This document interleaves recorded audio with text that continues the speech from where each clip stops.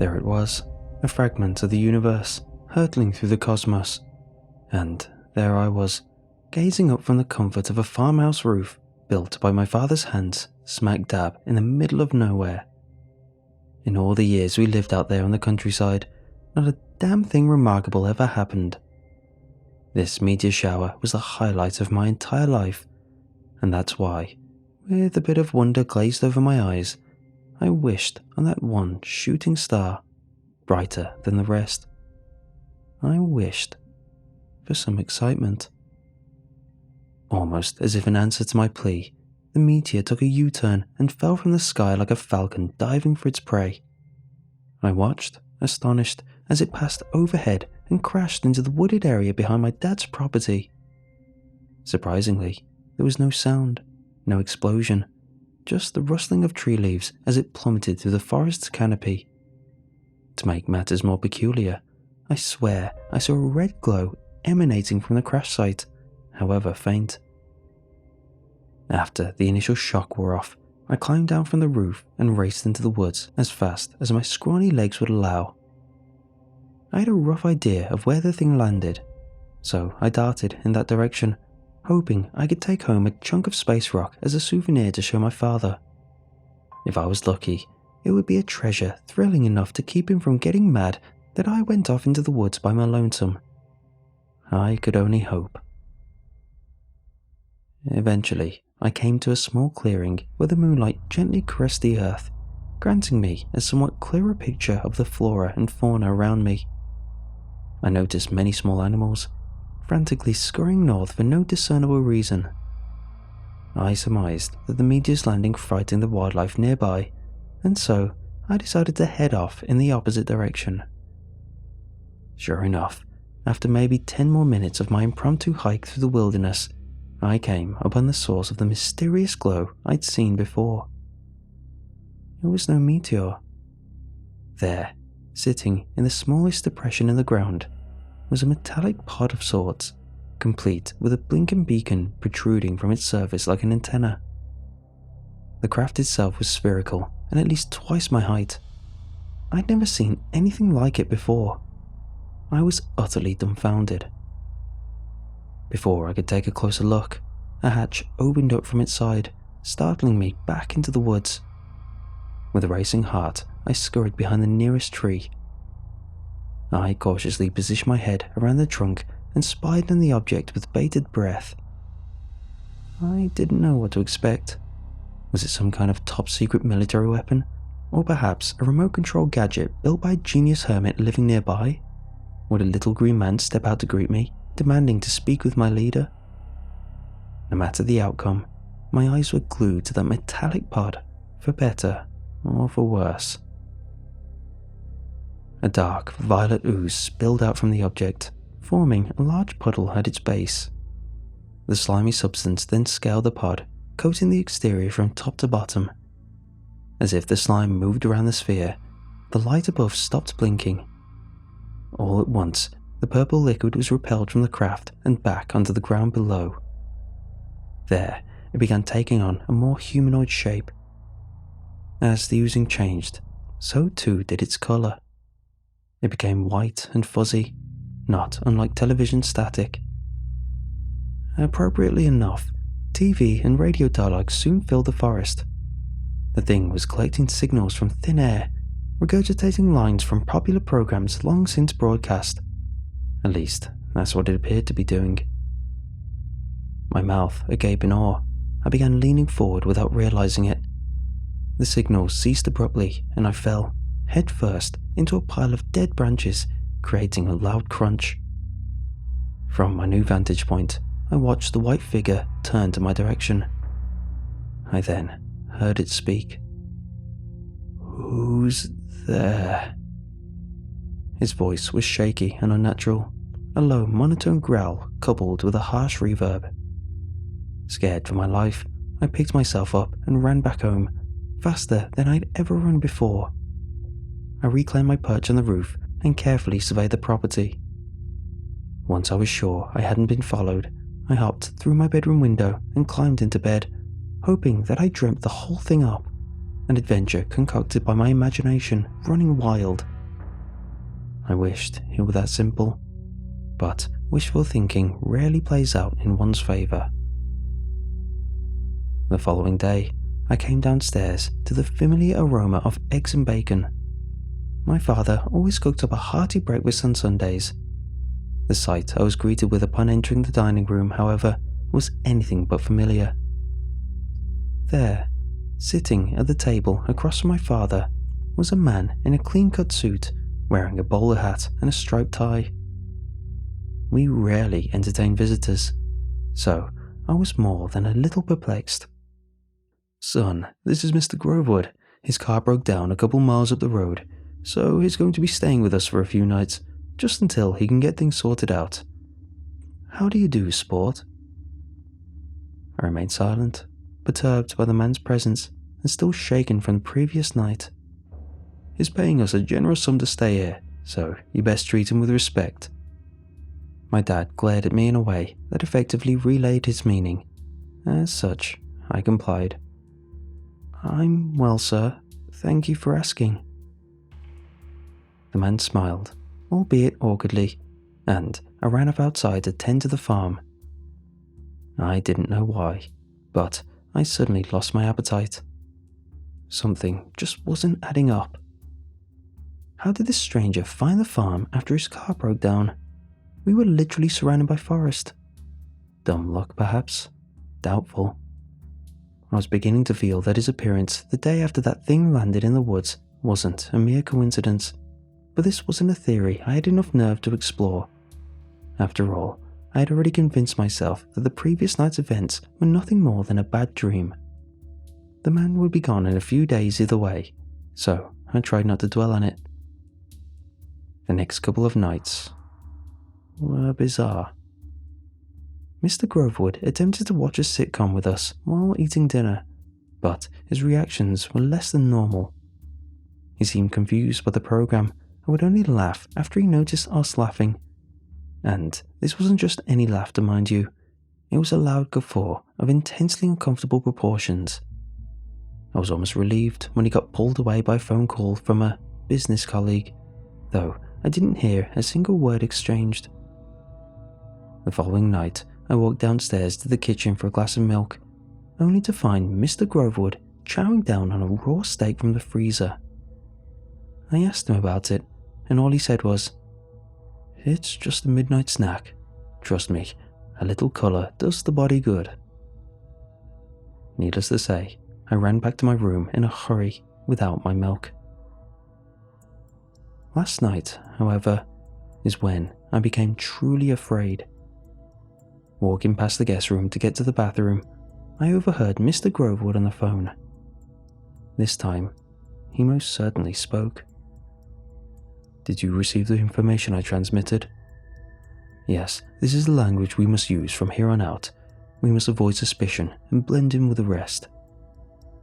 It's a lovely place, rich in minerals, water and life forms. You and the others are going to like it here.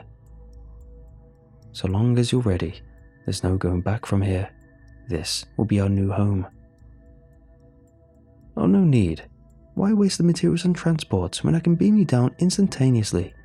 I have 2 vessels here, ripe for the taking."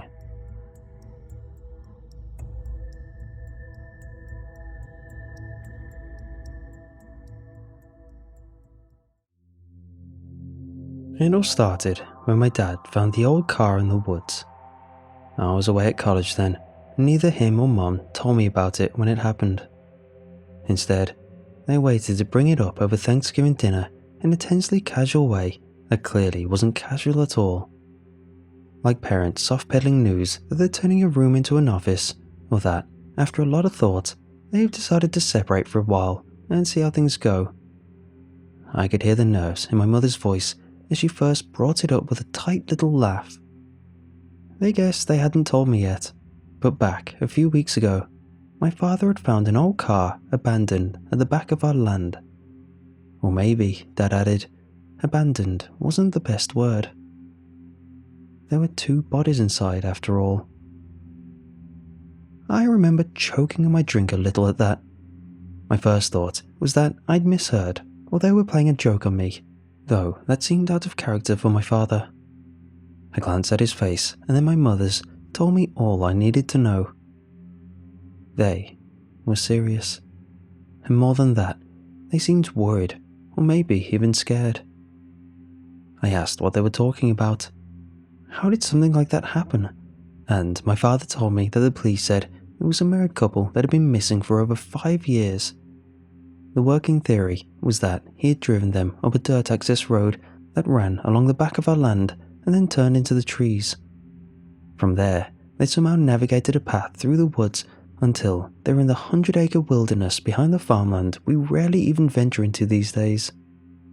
But in September of that year, my father had taken to walking in the woods some afternoons, and it was on one of these walks that he found an old brown sedan wedged between 2 trees and covered in layers of dirt and pollen and pine needles so thick he didn't even recognize it for what it was until he got close enough to touch it. And it wasn't until he spit onto the window and swiped a patch clean that he could see the bodies inside. Neither of them would say much more than that the missing couple was dead inside, and it had been very strange and sad. When I pressed the issue, my mother changed the subject, and between that and a forbidding look from my father, I let it drop. It wasn't until me and Dad were out on the porch a few hours later that he brought it back up. Sorry to be so vague in there about, the car I found in the woods. I looked around, surprised, less that he would talk to me about it than how he was speaking. A low, almost secretive tone that still seemed heavily corded with some kind of tension I didn't quite understand. Not that finding dead bodies in our woods wouldn't be freaky, but 2 months later, I didn't know why it was still affecting them so much. But I just met his eyes and nodded. No problem. I paused for a moment, testing the air of conversation before going further in. So, what happened to them? Dad raised his eyebrows as he puffed out a small breath.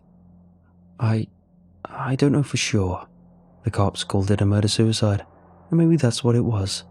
But Sheriff Perry and his couple of deputies aren't good for much beyond traffic tickets and breaking up a bar fight. I think if there'd been a fuss from anyone, it might have been looked into more.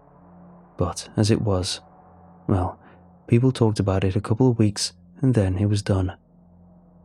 He took a sip of his beer. At least, for most people. Who killed who and how? Were they from around here? He shook his head. No, they weren't even from Alabama. Came over from somewhere east of Columbus. No family that I know of, and no signs of what led them here to our middle-of-nowhere farm either. My father licked his lips nervously. The cops determined that the husband killed the wife and then shot himself. I frowned. You're being really careful how you phrase stuff, Dad. Is that what you think happened? What did you see? Turning around, he glanced in through the window to make sure Mum was still inside watching TV. Looking back to me, he lowered his voice a little more. You can't mention this to her. She loves those woods, and it was bad enough that I had to tell her what I found in the first place. I spared her the details, and if I tell you, you have to swear you won't peep a bit of it to her. His lips drew down slightly. I know I don't push her much beyond the edge of the woods, but we enjoy it, and I won't have that tainted for her, you understand? I nodded as I took a shaky breath. Yeah, of course, yeah. He patted my leg and nodded as he offered me a brief smile. Okay, good. But then the smile left as quickly as it had come, and his expression became hard and worried again as he sent his words out to me across the night air. The first part, that's just like what we told you over dinner.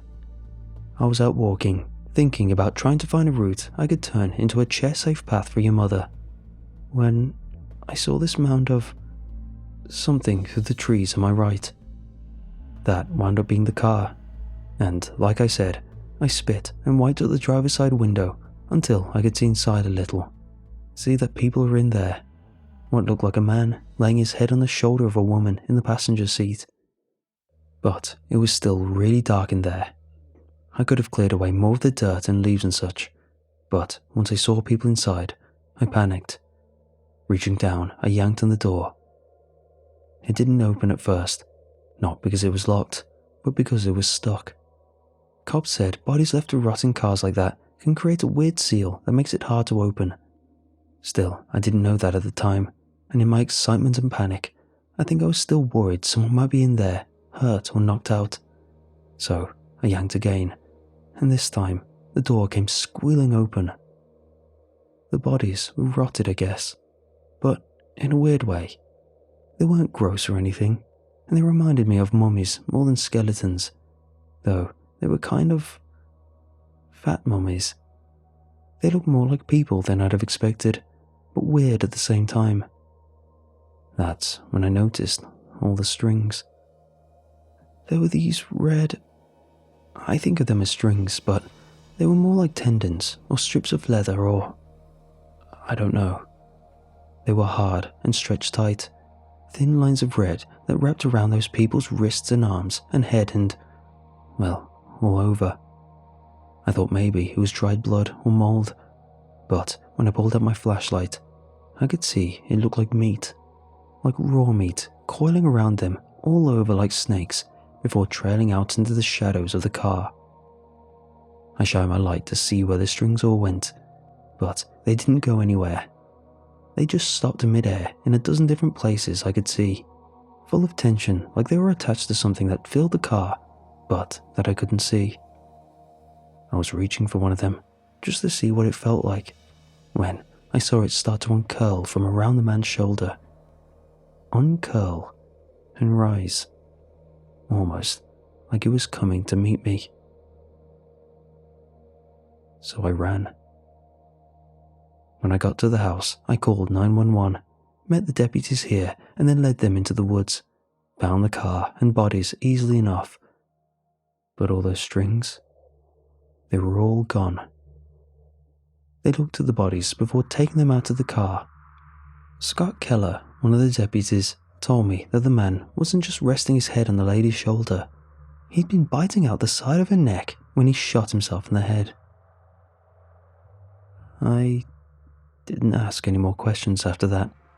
Didn't want to know more after that. And I didn't say anything about the red stuff I saw. Figured maybe I'd just been in shock and seeing things. By the next morning, the bodies and the car were both gone. And, well, I guess that's it. I expected him to laugh or look relieved to finally tell someone about what he saw. But he didn't look any less worried than he had before. Not sure what to say, I wound up starting with a question in the forefront of my mind, both because I was curious and because I could tell Dad didn't think he'd just imagined the strange stuff he'd seen in that car. So, what do you really think the red stuff was? He sat for several seconds, staring out at the moonlight stretched out across the yard, and when he spoke, his voice sounded hollow and thin. I don't really know. I really did try to tell myself it was nothing, that I made it up somehow, but... He shrugged. I wonder what would make a man do something like that. I blinked, caught off guard by the change of subject. Who do what? His voice was barely above a whisper now. Hurt his wife. I bet he loved her, and he still did it. To her, and to himself. Dad turned to me, his eyes wide. I mean, he would have had to, wouldn't he? Was there someone else that could have done it? Did the police say that? He shook his head, slowly, as though the motion required almost more effort than he had to give. No, nothing like that. He sighed. I'm so tired. I leaned forward to catch his eye. Dad, are you okay? Offering me a wan smile, He nodded and stood up slowly. Yeah, sure. I just haven't been sleeping well lately. He lowered his gaze. Been sleepwalking a bit, if you can believe it. I went to say more, but then Mom was opening the door to ask if we were ready for pie. I almost brought it up again to him or mentioned some of it to her, despite my promise to keep my father's secret. Instead, I told myself I was making too much of it all. Overall, he acted like himself, and he was a middle-aged man who had his worries, as most everyone does. If the worst his midlife crisis got was a bit of sleepwalking, I think we could handle it. That Sunday, I hugged them goodbye and promised I'd be home the week before Christmas. I made it back to my apartment just before midnight, and by the time I fell asleep, I already knew I'd miss my early class. By Tuesday, I was back in the swing of things though, on my way to work, when I got a call from a number I didn't recognize, but with the same area code from back home. When I answered, her voice introduced himself as Sheriff Perry. It told me that sometime Monday night, my father murdered my mother and then killed himself. The 5 years since have been difficult, but as with most things, time has caused the worst of it to fade, at least a little. I still think about my parents every day, feel guilty for not doing more every day, wonder what could have happened to make Dad go crazy like he did every day. But at least I don't hate myself anymore, and the pain left by their absence has been lessened by meeting Martina and having our little girl. I have a good life, bordering on a great life if I'm honest, and for months now, I've been simultaneously trying to give up the last of the grief and guilt I hold on to, while having this superstitious feeling that if I ever stop being sad and upset about it, all the good things I have will be taken away. Some curse for not caring enough to be miserable. Maybe that's why, when I got the package from Russet County Sheriff's Office, I was filled with a combination of dread and perverse joy. Whatever it was, it had to be tied with my parents' death. Whatever it was a way to pry open old wounds again. What it was, after 10 minutes of me staring at it and chewing my lip, was a note and a book.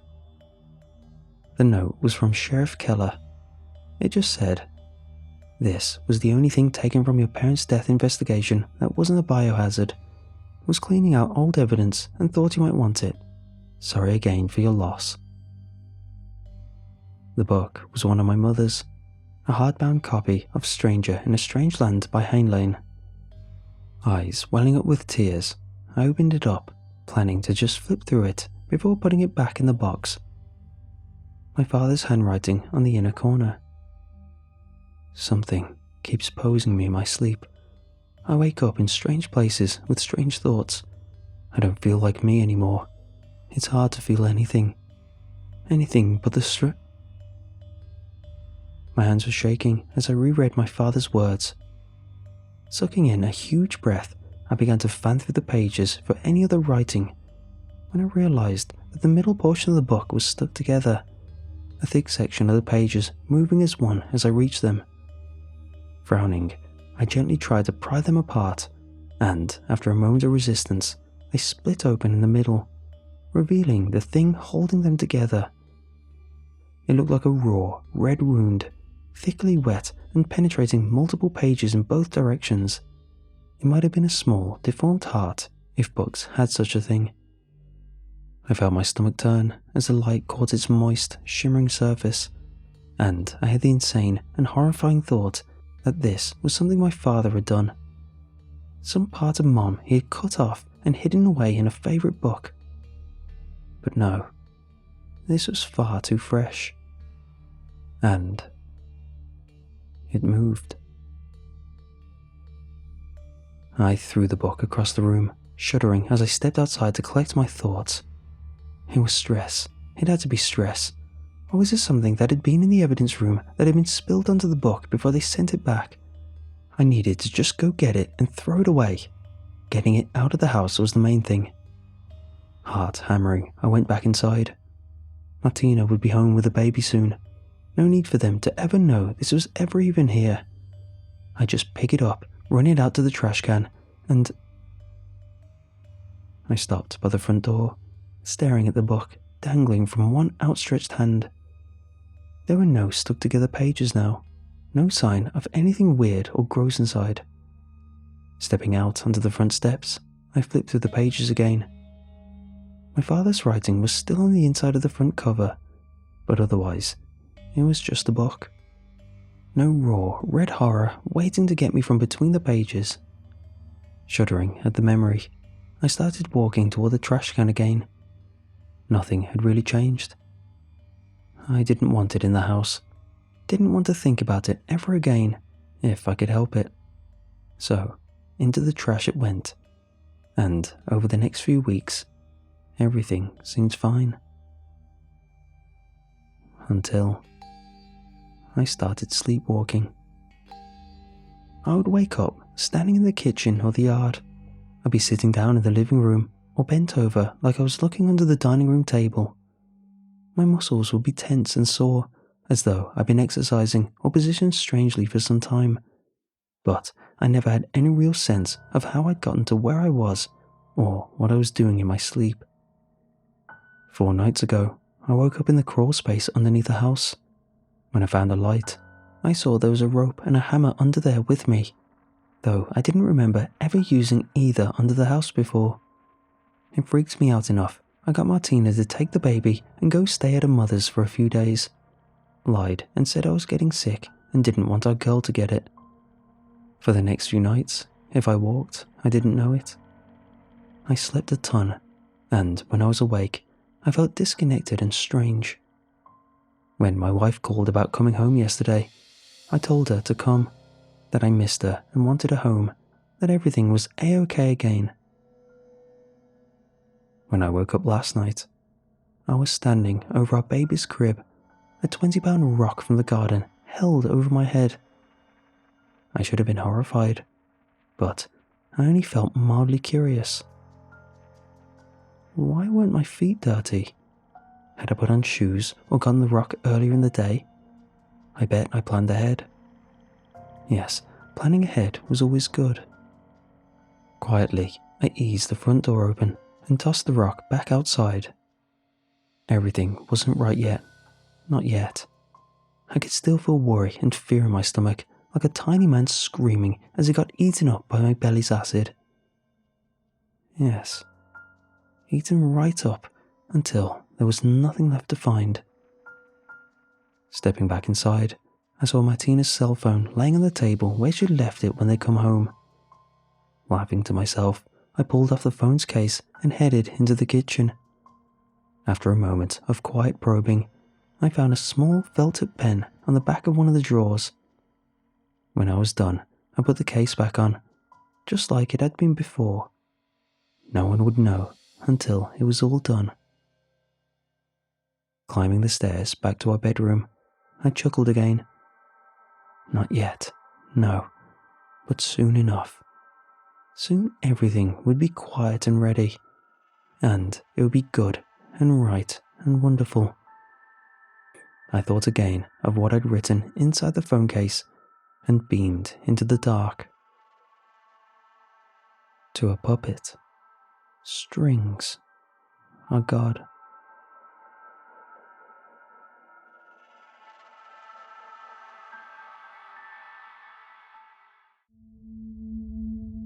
The call took me totally off guard.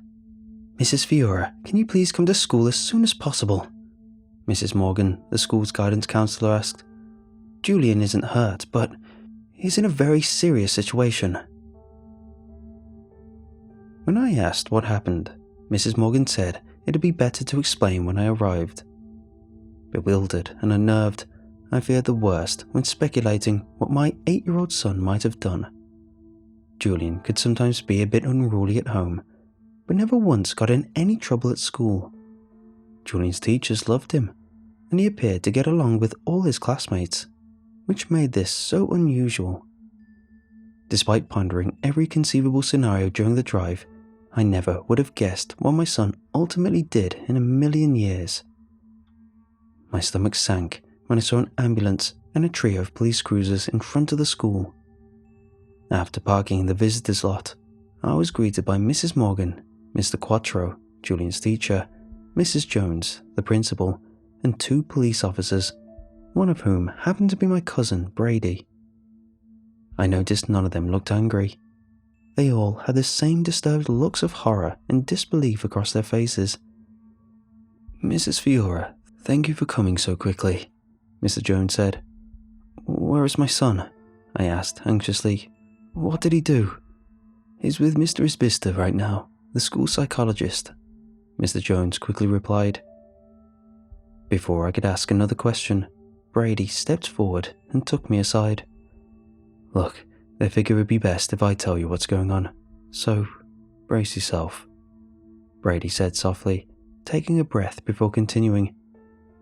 "Julian brought a head to school, an actual human head." "What?" was all I could gasp out, after not saying anything for a few seconds, unsure if I heard Brady correctly. "He had it in his backpack. Did you see him leave the house today?" "I waited with him for the bus like I do every morning," I said, unsure if there was a hint of suspicion in Brady's voice. I had no reason to think anything out of the ordinary was going on. When I asked Brady what exactly happened, he motioned for Mr. Quattro, who slowly walked over to where we stood.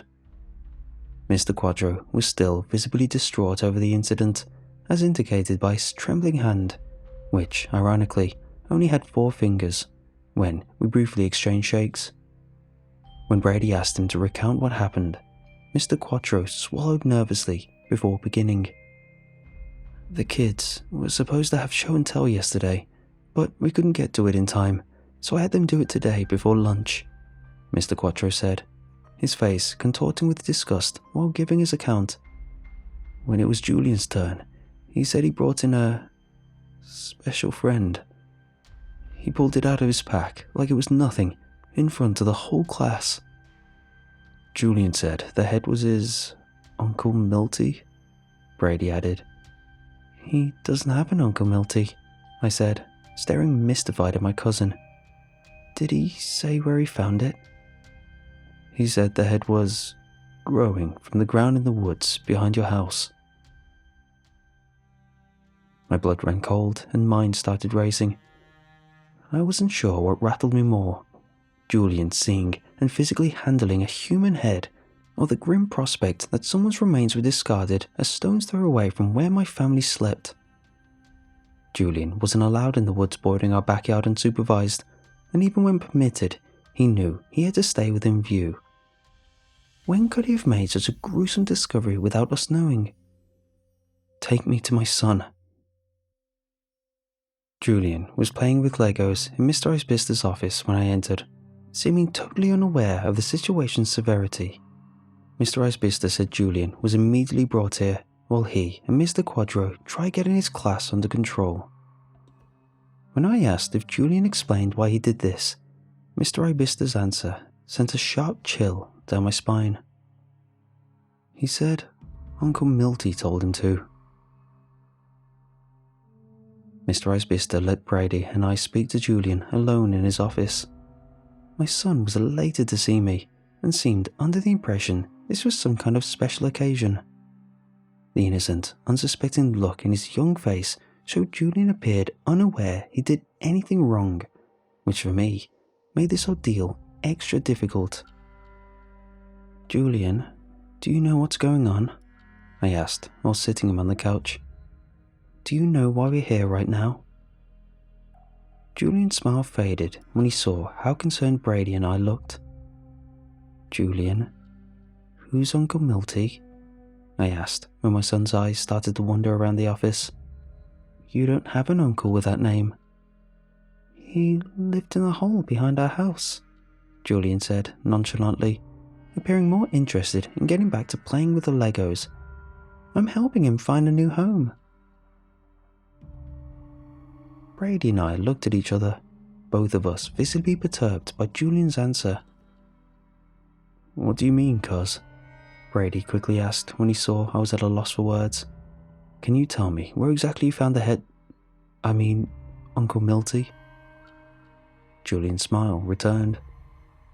"I was trying to find a ball I hit really far into the woods, and I found him sticking out of the ground," he replied. I knew the exact day Julian was referring to. This past Saturday afternoon. Julian and my husband were playing baseball when he hit an absolute howitzer that sailed into the tree line. Although they spread out to find the ball, my husband said Julian was always within view. It took over half an hour for them to find the ball, and I do remember losing sight of them quite a few times during their search. Julian must have found it then, I thought, becoming deeply unsettled when imagining the naive look on his face when he made that grisly discovery. "Would you be able to show us where you found him?" Brady asked. "And did you take Uncle Milty with you the day you found him?" Julian shook his head. "I visited him again before he told me to take him. He lived where the woodpile used to be." Julian was talking about a large amount of firewood in our backyard. It took a few days, but my husband and I relocated all the wood to another part of the yard. Its original location was a few yards into the tree line. We wanted to build a shed there, but wound up finding a better spot, despite clearing the area. I nodded at Brady, indicating I knew the exact place Julian described. "Julian, what do you mean when you said he told you to take him?"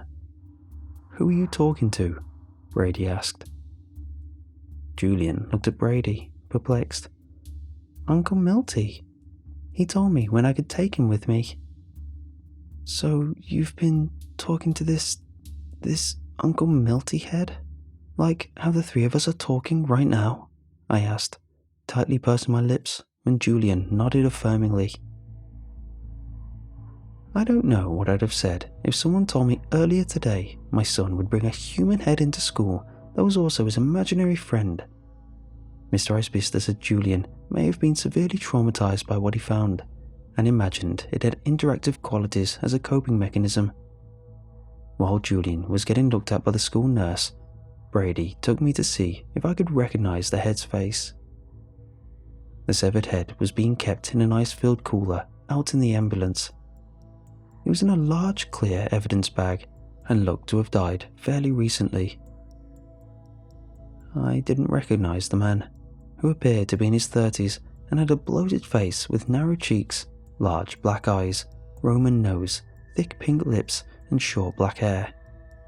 His eyes were still open, looking in different directions, and mouth hung agape, his tongue partially protruding from between his teeth. The head's whitish beige skin had patches of mottled skin, darkened veins, and proverbial deathly grey tint synonymous with corpses. I only looked long enough to verify I didn't recognize the man's face before having to suppress the oncoming urge to throw up. Julian was medically and psychologically evaluated before we were both interviewed by detectives at the police station. We didn't get home until later that night, and by then a forensics team had already set up shop on my property. Brady kept me informed and was at my house monitoring the situation. The whole area in front of my home was cordoned off by yellow police tape and jam-packed with a sundry of police vehicles. Brady and one of the detectives met me at the perimeter. I kept Julian near me while walking up to Brady and the detective, who had me bring my son inside before we spoke. Our cadaver dogs instantly picked up the scent and brought us right to the spot your son mentioned. The detective, whose last name was Vendetto, began. We unearthed a shallow grave containing the remains of a body. A headless body. Despite largely expecting this, hearing someone confirm it was an actual reality made it no easier to accept. There was a corpse buried on my property that nobody probably would have known about had we not moved that heaping woodpile. A decomposing body my son had the misfortune of discovering. No child is ever meant to experience those kinds of realities life offers at such a delicate age. Although Julian maintained a reserved exterior thus far, I shuddered to think what actual thoughts and impacts this experience was having on my son. If it really was where the old woodpile used to be, which was there before I even bought the house, It had to have been there for a long time, no? I inquired, particularly emphasizing how the woodpile predated when my family lived at the house. Well, that's the thing, Brady replied, getting an approving nod from Detective Vendetto to continue. Whoever's head Julian found has probably only been dead for 7 to 10 days tops. The other remains have been buried there for a while, years probably. I squinted in confusion at Brady and the detective. So they're looking for another body right now? There's 2 out there? Maybe not here, Detective Vendetta said. We haven't found any more remains yet, but think someone might have dismembered and dispersed another body whose head your son found. There's no way the head Julian found and the decapitated remains they discovered were the same person, but I couldn't chalk up Julian's discovery happening to be in the exact spot as another corpse they just found being a coincidence. Without any substantiated proof, however, we were only left to speculate. Despite a thorough search of the woods behind my house and surrounding area, no additional human remains were found. Since the body was on our property, we had to be formally cleared of any wrongdoing. While undergoing that process, more peculiar happenings occurred. 2 days after the incident, Brady told me the head Julian found went missing at the police station, seemingly disappeared overnight without a trace. 1 week later, Julian's teacher, Mr. Quattro, was killed. Only his severed head was discovered. The man's body was never found. My husband and I kept Julian out of school since that fateful day, and were considering transferring him so we could have a fresh start. Hearing news of his teacher's demise, which I kept away from Julian, prompted us to go through with a move. Even before eventually selling the house, we packed up and relocated to a new town. Julian adjusted well, despite still receiving therapy to help him manage his understandings of what happened, and always speaking of Uncle Milty in high regard if it ever came up in conversation. Our new home was closer to my job, and Julian made friends quickly at his new school. About 3 months passed since his show-and-tell incident. It was Julian's birthday, who I hadn't gotten a chance to call, since my morning and early afternoon were filled with back-to-back meetings, calls and appointments. I was already behind schedule and putting the final touches on a report that was 15 minutes past due. I heard my office door open, which I knew was my final appointment before lunch. Keeping my eyes glued to the computer screen, I told my client to sit tight for 5 minutes, determined to have this write-up finished and sent before shifting gears. I heard him mutter something under his breath in a disgruntled tone before walking up to one of the chairs in front of my desk. While finishing the report, I pulled up my calendar to view my meeting's details, since my assistant made some last-minute changes to my morning schedule and failed to specify what they were before going to lunch. As soon as the appointment opened on my screen, however, I heard abrupt footsteps of the client walking toward the door. "I'm sorry about that. I didn't mean to be rude." Worried my inattentiveness may have rubbed him the wrong way, I quickly pulled my eyes from my computer screen just as he was about to leave my office. I caught a long enough glimpse to remember his face. Long and narrow, with beady, sly-looking black eyes, reddish-pink lips that formed in a half-smirk, a balding forehead and short dark hair. Adjusting his fleece's tall neck collar, he looked at me with disgust and disappointment before closing the door behind him with his hand. I quickly stood up and tried gesturing for the man to stay, kicking myself for being so inconsiderate and dreading the possible ramifications of this mishap. He looked oddly familiar, I thought, while hurrying across my office, hoping to catch him. I swung the door open, but he was already gone. Stomping in frustration, I slowly shut the door, thankful my assistant didn't witness that spectacle. Turning back to face my office, I froze after noticing a package on one of the chairs. It was a square box, about 14 by 14 inches, and gift-wrapped in plaid red and green paper. There was a card taped to the top of the package addressed to my son. Upon reading it, I was hit with a spinning lightheadedness when it made me remember where I previously saw that man's face. Dear Julian, wishing you a happy birthday as promised. Thank you for helping me with the new look. Talk soon. Uncle Milty. I stood there, holding the card in my shaking hands, constantly rereading the handwritten notes inside of it, while trying to comprehend who was just in my office. However, it wasn't his face being that of the severed head Julian found, which filled me with paralyzing terror. The man's hand he used to shut the office door behind him, I realized, only had 4 fingers.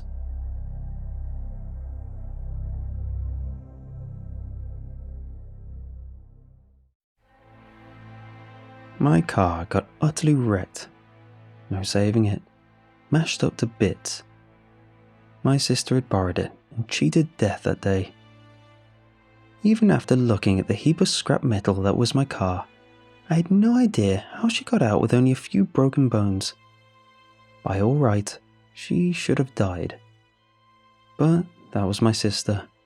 She has the best luck. She married a guy with a decent amount of money for them to live comfortably. The day of the accident, they had taken their car in to get the snow tires switched to all-season ones. Her job wanted her to come in for an extra shift. She almost refused, but I lent her my car for the day. I was so thankful for having my sister that I didn't even think about how I now had to take the bus for work. Thankfully, my boss let me have the weekend off after seeing the photos of the crash. He also had no idea how my sister lived. I took care of things while she was in the hospital and soon found out city transportation isn't reliable. It arrives late, or too early, or not at all. Sometimes it's so packed you need to stand for the entire ride, and it takes forever. A city bus could take over an hour to get to a location that was only a 10-minute drive away. I sometimes could walk faster than the bus, but I couldn't afford getting a taxi to and from work. I thought about borrowing a bike, but it was still cold. During the day it was fine, but I worked late into the night. Even just waiting for the last bus nearly froze me to death. Sure, it wasn't going to snow anymore, but I'm very sensitive to the cold. I just never adjusted to the climate after we moved further up north, so no biking home. Aside from all that, the bus wasn't all that bad. I could get some reading in. I couldn't read while driving, and most books I enjoyed didn't have audiobooks. That's how I found myself on the last bus home after a week of missing my car. My sister was doing fine, and I could relax a little after a stressful week of being late to work because of my new form of transportation and losing an hour of sleep each night riding home. Because it was so late, it was only myself and the driver for most of the ride. I still had half the ride to go when the bus stopped to pick someone up. My nose buried inside my latest trashy romance, I didn't even look up to see who it was. Even with the open bus, they sat in front of me. Odd, but I wasn't complaining.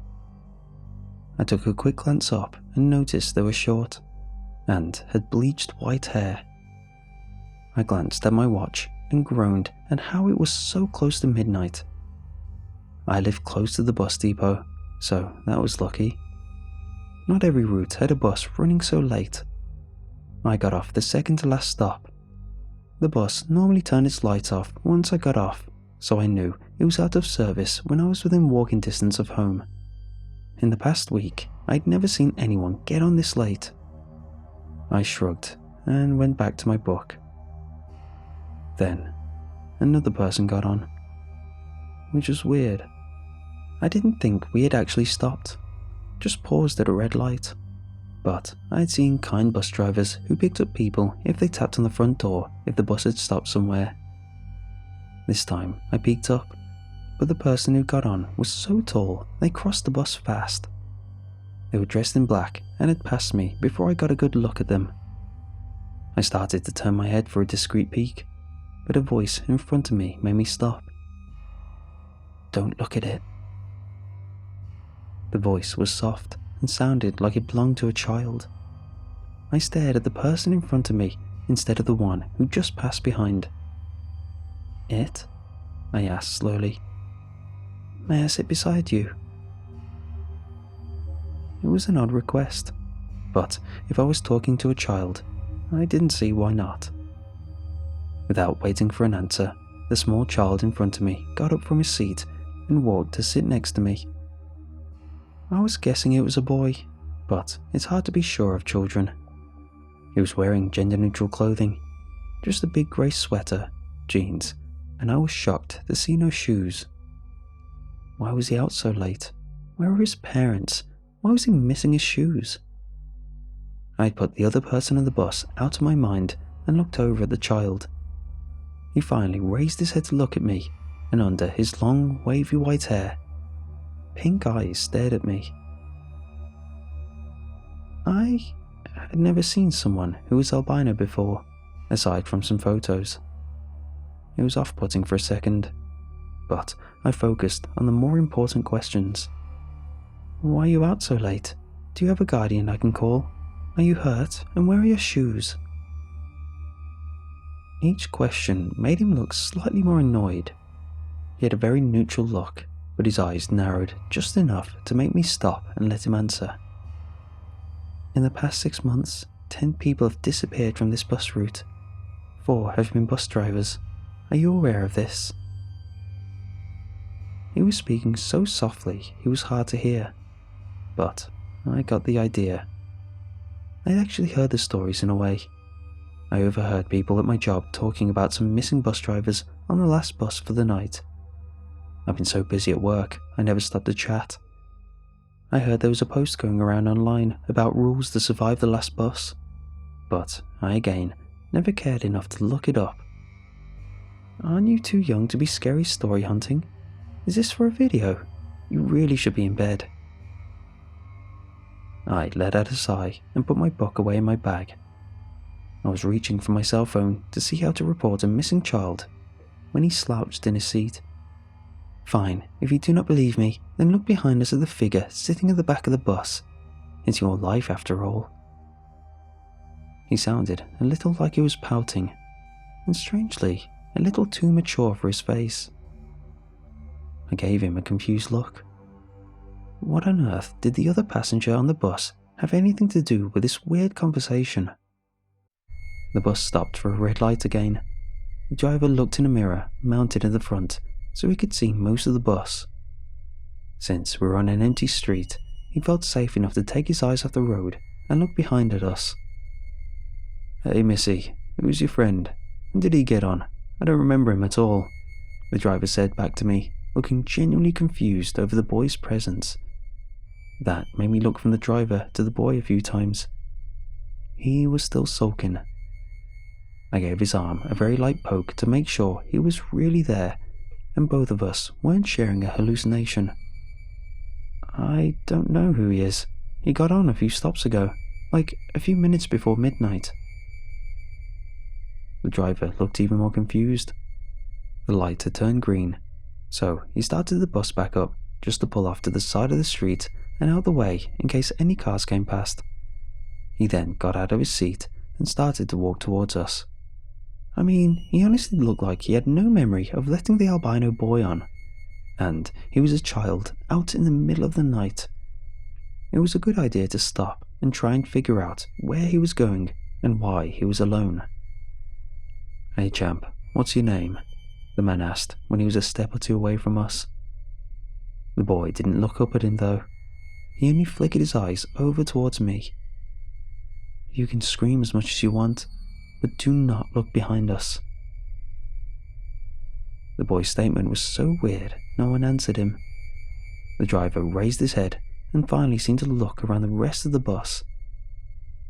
Out of my sight, he spotted the other passenger. The tall figure dressed in black I hadn't paid any attention to. "When did you get on? Do you—" The driver's words were cut short. In a blow of motion, he was grabbed by long black arms and pulled back towards the rear of the bus so quickly, my brain didn't even realize what had happened. What I saw was impossible. The arms had been far too long. Long black tubes with great clawed hands attached. On reflex, I almost looked behind me. Then I remembered how the boy had warned me about looking. I forced my head forwards as I heard it. The kind bus driver, who'd just been worried about a small child, was screaming and begging for his life. Screaming that stopped suddenly with a wet crunch I wish I had never heard. Once I smelled a metallic odor I was certain was blood, I started to scream as well. I clutched the side of my head and hunched down in my seat, hoping it would keep me safe from those hands. I screamed and had to force myself to stop fearing they would make whatever just happened to the driver happen to myself. You can keep screaming. Once it's out of your system, I can tell you how to stay alive. The boy's voice had changed.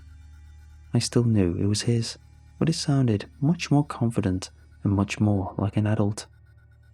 Far different than moments ago. I blinked away tears and looked at him. My body shaking, I had to trust him. What is going on? I pleaded, praying to get an answer. If the last bus stops at a crossroad at midnight, a dark figure may enter the bus and sit at the back. Until it sits, you may look. But once it sits down, do not look at anything. Do not turn your head. No matter what you hear, no matter anything else you experience, the moment you look, you become its target. The figure shall not leave until the bus finishes the route and is inside the depot.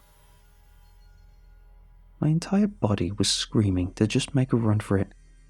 Even after the boy explained the situation, I just couldn't believe him. I wanted to just leave, but I could still smell the blood at the back of the bus.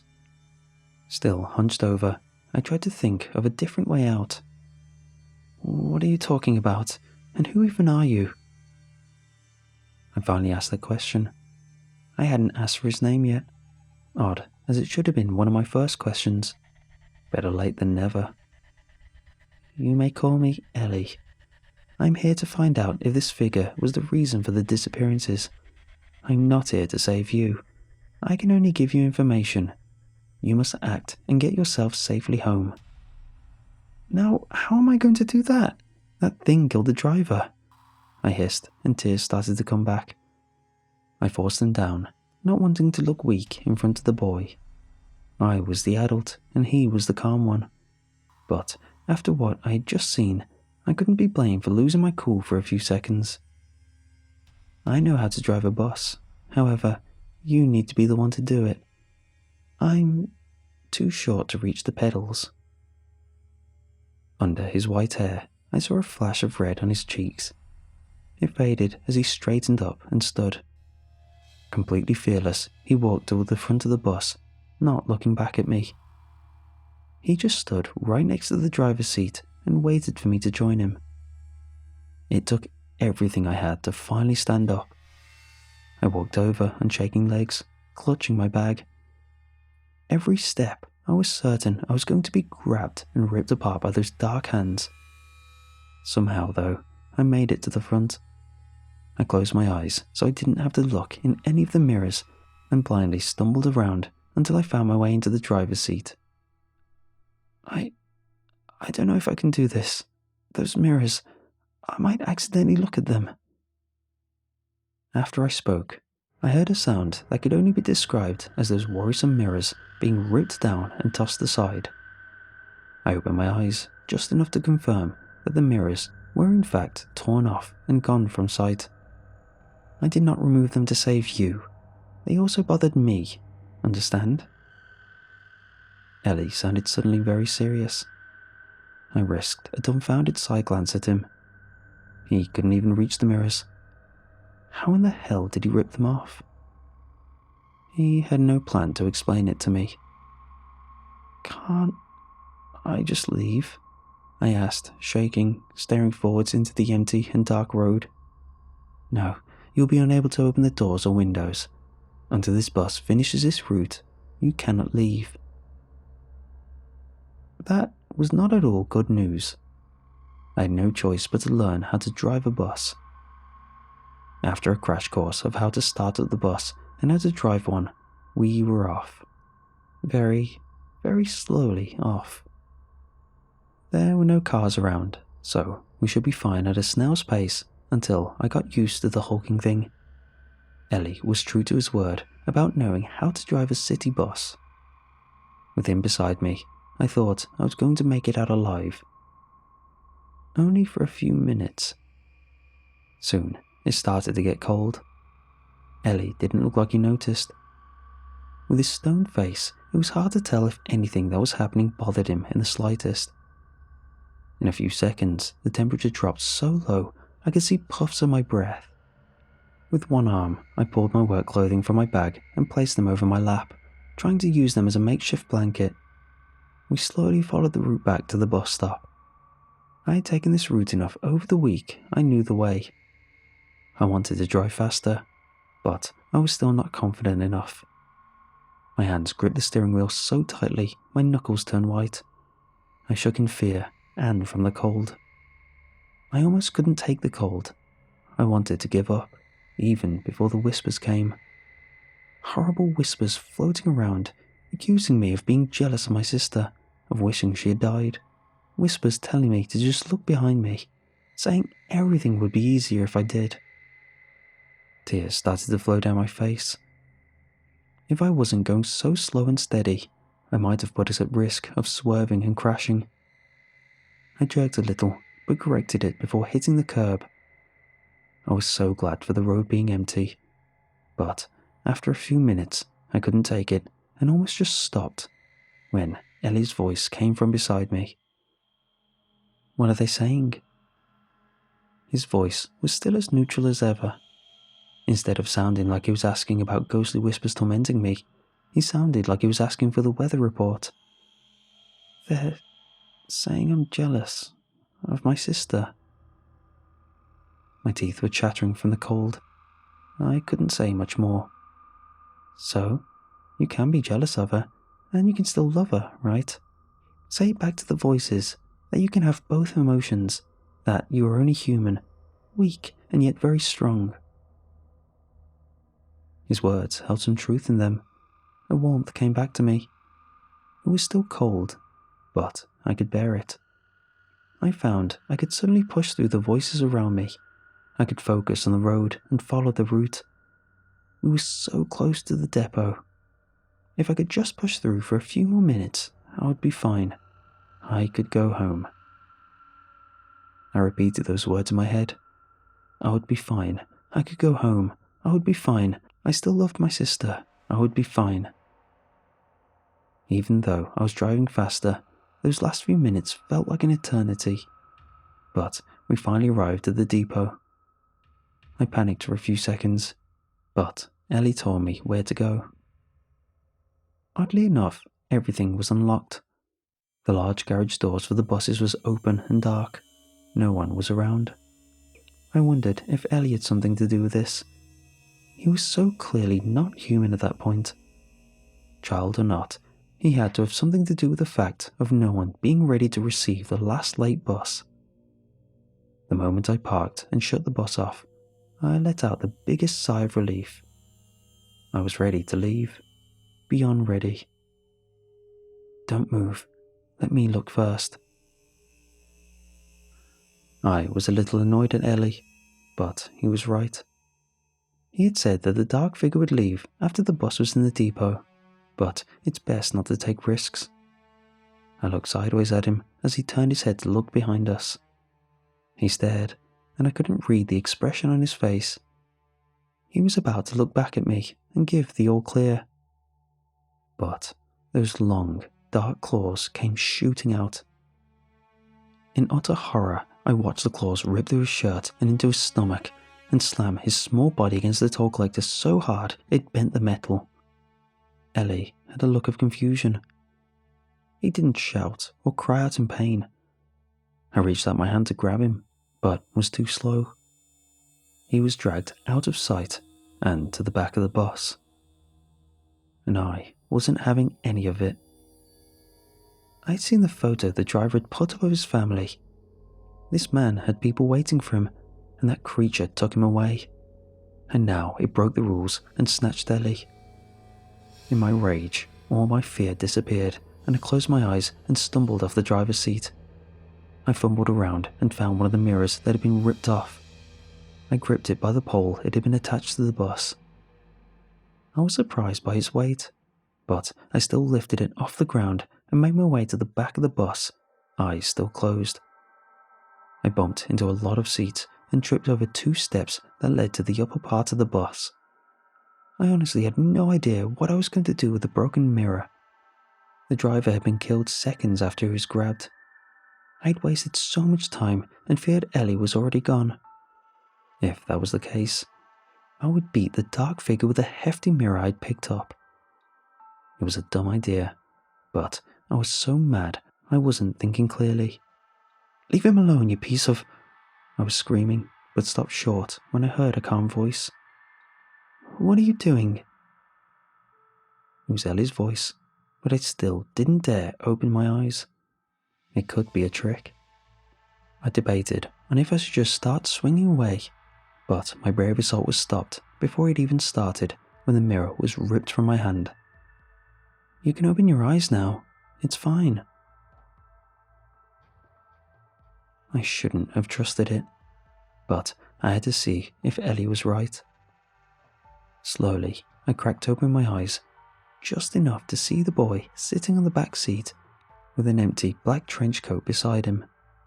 His sweater had been torn, but I saw no blood. None on him, or even the driver's blood I'd smelled before. What the hell? I snapped at him, feeling pretty angry and confused. When something moved and fluttered around under the trench coat, I moved back. I can't go into too many details. You know those rules I told you earlier. The figure broke them. Not only did it take the bus driver, making it impossible to give the rider a chance, it tried to kill me after we pulled in. I assume it would have killed you if I didn't demote it first. I need a whole lot of information, like what that thing is and what you even mean by demote. Are you its boss?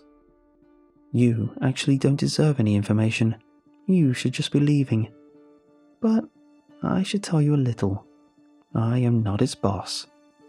I am its king.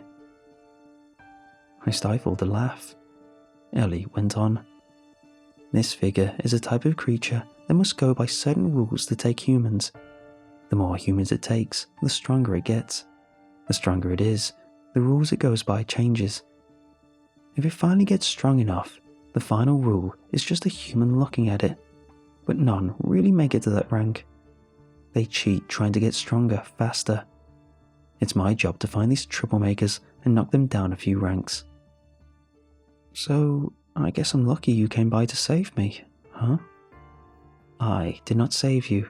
I gave you information. You drove the bus. You didn't look behind you. If you looked before I did, you would have been killed. You follow the rules this creature has been bound to. Ellie was giving me a hard look, but I could tell he was trying to act tough in front of the creature hiding under the trench coat. He was the one who offered to look first, but he was trying to act as if I was the one who had made the choice. I didn't know what the big deal was, so what if he helped me out?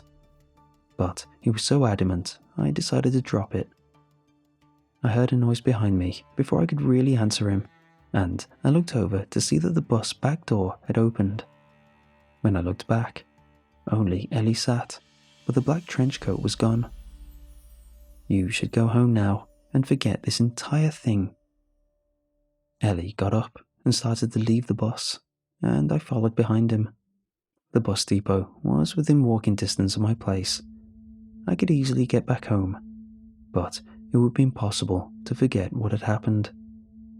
A man died. I saw something unnatural. I'm not going to be arrested for anything, am I? No, you'll be fine. Just go home. Ellie was about to walk away from me, but I couldn't let him go just yet. I had a spare light jacket in my bag, along with my work clothes. I stopped him and placed the jacket on his shoulders. It's cold out, and your sweater got torn. You shouldn't be so kind to me. I used you as bait. even if that was the case, I still forgave him. Because of him, I lived another night. No matter how much he wanted to deny it. He was very embarrassed after I gave him a big hug. He tolerated it, but soon was trying to struggle to get out of my arms. With that quick dismissal, I watched as he jogged across the street and away from me. I thought he was a good kid, but I had to agree. I never wanted to see him again. I didn't take the bus again. I spent a stupid amount of cab rides until I got a new car to drive to work.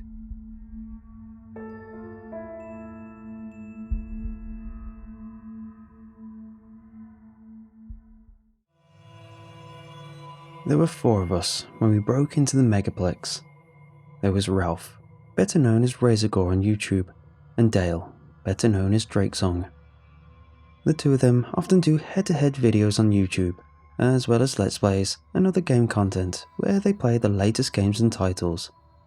Jeremy, Kyle and I were just their editing team, but we appeared on the channel often enough to be recognisable. I was operating the camera that night as we came up to the back door of the megaplex, ducking under the police tape. "What's up, Gorehounds? Tonight we have something special for you," Ralph said, trying to keep his voice pitched low and failing. "As some of you may know, the megaplex in our area was closed recently under some very creepy circumstances." He pulled a goofy-looking face that was probably supposed to be creepy. Dale tried to stay in shot, looking unimpressed and striving for that too cool for this look. Kyle and Jeremy stood outside of the camera, Jeremy waiting for his cue and Kyle looking around nervously. Ralph had talked us into this, and all of us were having second thoughts now that we were here. The payoff would be spectacular, but the risks would definitely be high. "For those of you who don't know," Dale said, 2 weeks ago, an unknown man came in for a midnight showing of Silence of the Lambs and killed 8 patrons in the theatre. Many of the others escaped, but when the cops burst in, he was nowhere to be found. The theatre has been closed for 2 weeks now, with no sign of the murderer. So we figure it's the perfect time to break in and play some Dead by Daylight, maybe some Friday the 13th, as we all sit in different theatres, isolated in the dark. We were saying break in because it sounded more dramatic. In reality, Jeremy worked for the megaplex as an assistant manager, so he had keys. I kept the camera on Ralph and Dale as Jeremy approached the employee's entrance with a crowbar so the camera could easily see him pass. After some grunting and exertion off screen, Ralph and Dale hyping up the stream, Jeremy slid the keys into the lock and unlocked it with one quick, smooth twist. He gave a mighty strain and pretended to wrench the door open as he turned the handle. I turned to look at the door as the other 2 congratulated him, and we proceeded into the dark back room. I had all our laptops in a bag around my back, and I tried not to thump them around too much as we came inside. I would sit in the booth and monitor the streams, collect the video and audio from each session, and piece them together into something cool we could post next week to our channels. The creepy ambience and gameplay would play well together. It would ensure that we had something awesome for maximum viewership. I could also monitor them from the central projection hub in case anything went wrong. The theatre was dark, the emergency exit signs glaring garishly at us as we walked through the snack bar and into the common area. The megaplex had 12 different theatres and would allow each of them to sit in a different one without even having to leave our fingerprints in the one that was still a crime scene. We had toyed with the idea of all of them sitting in there as they played, basking in the atmosphere of death as they played killers and victims. The idea of accidentally leaving evidence behind to incriminate us, however, wasn't particularly appealing. We were already taking a huge risk by doing this. Mitigating risk from here on out was important. "Okay, we're going to get set up," Ralph said to the camera as they stood near the entrance to the theatre hallway. "See you on the other side, Gorehounds," he intoned. I switched off the camera and put down the bag as I handed out controllers. "Okay, here's your controllers. Take any theatre but 7. Jeremy, show me which key gets me into the booth." Jeremy flipped through them until he found a longish silver one, handing it to me. "This one and the one next to it gets you to the projector cages. You know what you're doing up there, right?" he asked for the 1000th time. "Hook the HDMI cable from the laptop to the projector. It's not rocket surgery, dude. Please, for the love of God, don't unhook anything that's already hooked up to the projectors. We're playing a dangerous game already here, and I don't want anyone questioning why wires are suddenly unplugged. I think I can handle it, Jeremy. Now you guys go get set up so we can start." They went toward their theatres, and I went towards the projection booth. 30 minutes later, and we were ready to start streaming. The software on each laptop was easy to set up, and hooking the computers to the projectors was pretty simple. Each of their audio feeds let me hear what they were saying and let them communicate with each other through the game software. They had taken theatres 5, 6, 8, and 9, leaving Theatre 7 empty between them. I couldn't help but glance down into the dark theatre as I worked, my eyes straying to it every so often. The lurid red exit signs were the only lights in Theatre 7, casting police tape and seats in a crimson glow. I cut the screens on for 5, 6, 8, and 9, seeing the theatres light up as the screens flickered to life. When the screen for 7 came on too, I felt the hair on the back of my neck stand up. I glanced at the little window that gave me a bird's eye view of the theatre and nearly dropped the laptop I had been about to move. My vantage point gave me a great view of a large, black shape standing frozen in front of the screen. I backed away, shakily, startled by the sudden appearance of the gangly shape, and I bumped into a desk as I stumbled away from the frightening sight. I stood, breathing hard, as my mind raced and my brain ran over 1,000 different scenarios. Was that the killer? A cop doing some late-night investigating? A janitor? They weren't moving, so I had probably startled them as bad as they'd startled me. What if it was the killer? They'd said he'd never left, hadn't they? My mind kept plodding over that little nugget as I stood, motionless, and felt my guts writhing in terror. I needed to get the audio feeds hooked up so I could warn them. I needed to call their cell phones so they could run. I needed to do something other than just stand here in abject terror, but that seemed to be all I was capable of. When he continued to stand motionless, however, I felt my fear ebb some and took another look. I realized my mistake pretty quickly. The coat had clearly been left over the chair or something. The longer I looked, the more details became apparent, and the stranger it became that I couldn't see arms or legs sticking out of it. I laughed when I realized I was frozen in fear by someone's leftover coat, and chalked it up to the creepy ambience of this abandoned theatre. I was too jumpy. I had to keep my head in the game. I got back to work. "Mic 1, check?" I asked, sitting down to test the setup. "Check," said Ralph, and I saw a little light come on in the seating area as his controller came on. "Mic 2, check?" "Check," said Dale. "Mic 3, check?" Nothing. "Mic 3, check?" I asked, looking out in Theatre 8. I didn't see anyone sitting in the dark rows of seats and started glancing around to see where Jeremy was. The screen was a solid, staticky white that covered the whole theatre in a bright carpet of light. By that light, I could see nothing but an empty theatre. This inevitably led my eyes over to Theatre 7, and I had to double take when I noticed something was amiss. I stood up, squinting around the chair that someone had left on the little platform in front of the screen. The chair was now bare, just a silhouette behind the white screen. The coat was gone. "Sorry, Mic 3 here. Had to go to the bathroom." The coat had been there. I knew I'd seen it. The ragged old coat had been sitting on a chair in front of the screen, a chair that was now empty. The hood had been up, making me think that someone had been inside it, the arms dangling out like an empty scarecrow. And now, it was just gone. The theatre was still empty. I could see it illuminated by the screen, but the coat had vanished. "Hey, are you still there? Control, come back." I shook it off and went back to my setup. "Check, mic 4.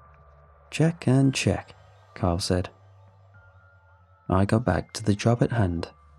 I'd ponder that old coat and his escape act later. However, I would ponder it a lot more than I would ever know. I lined up the cameras so the fans could see and hear them, and then we officially started the stream. Our last stream, as it happened. What's up, Gorehounds? I'm joined by Drakesong from the channel Dragonhorn, as well as Kyle and Jeremy, regulars on the show. We're going to be playing some Dead by Daylight in the bowels of the murder megaplex. His head was a little more than a ghostly, floating spectre as the camera picked it up, and it made him look a little ghoulish in the dim light. The screens became black as the game started.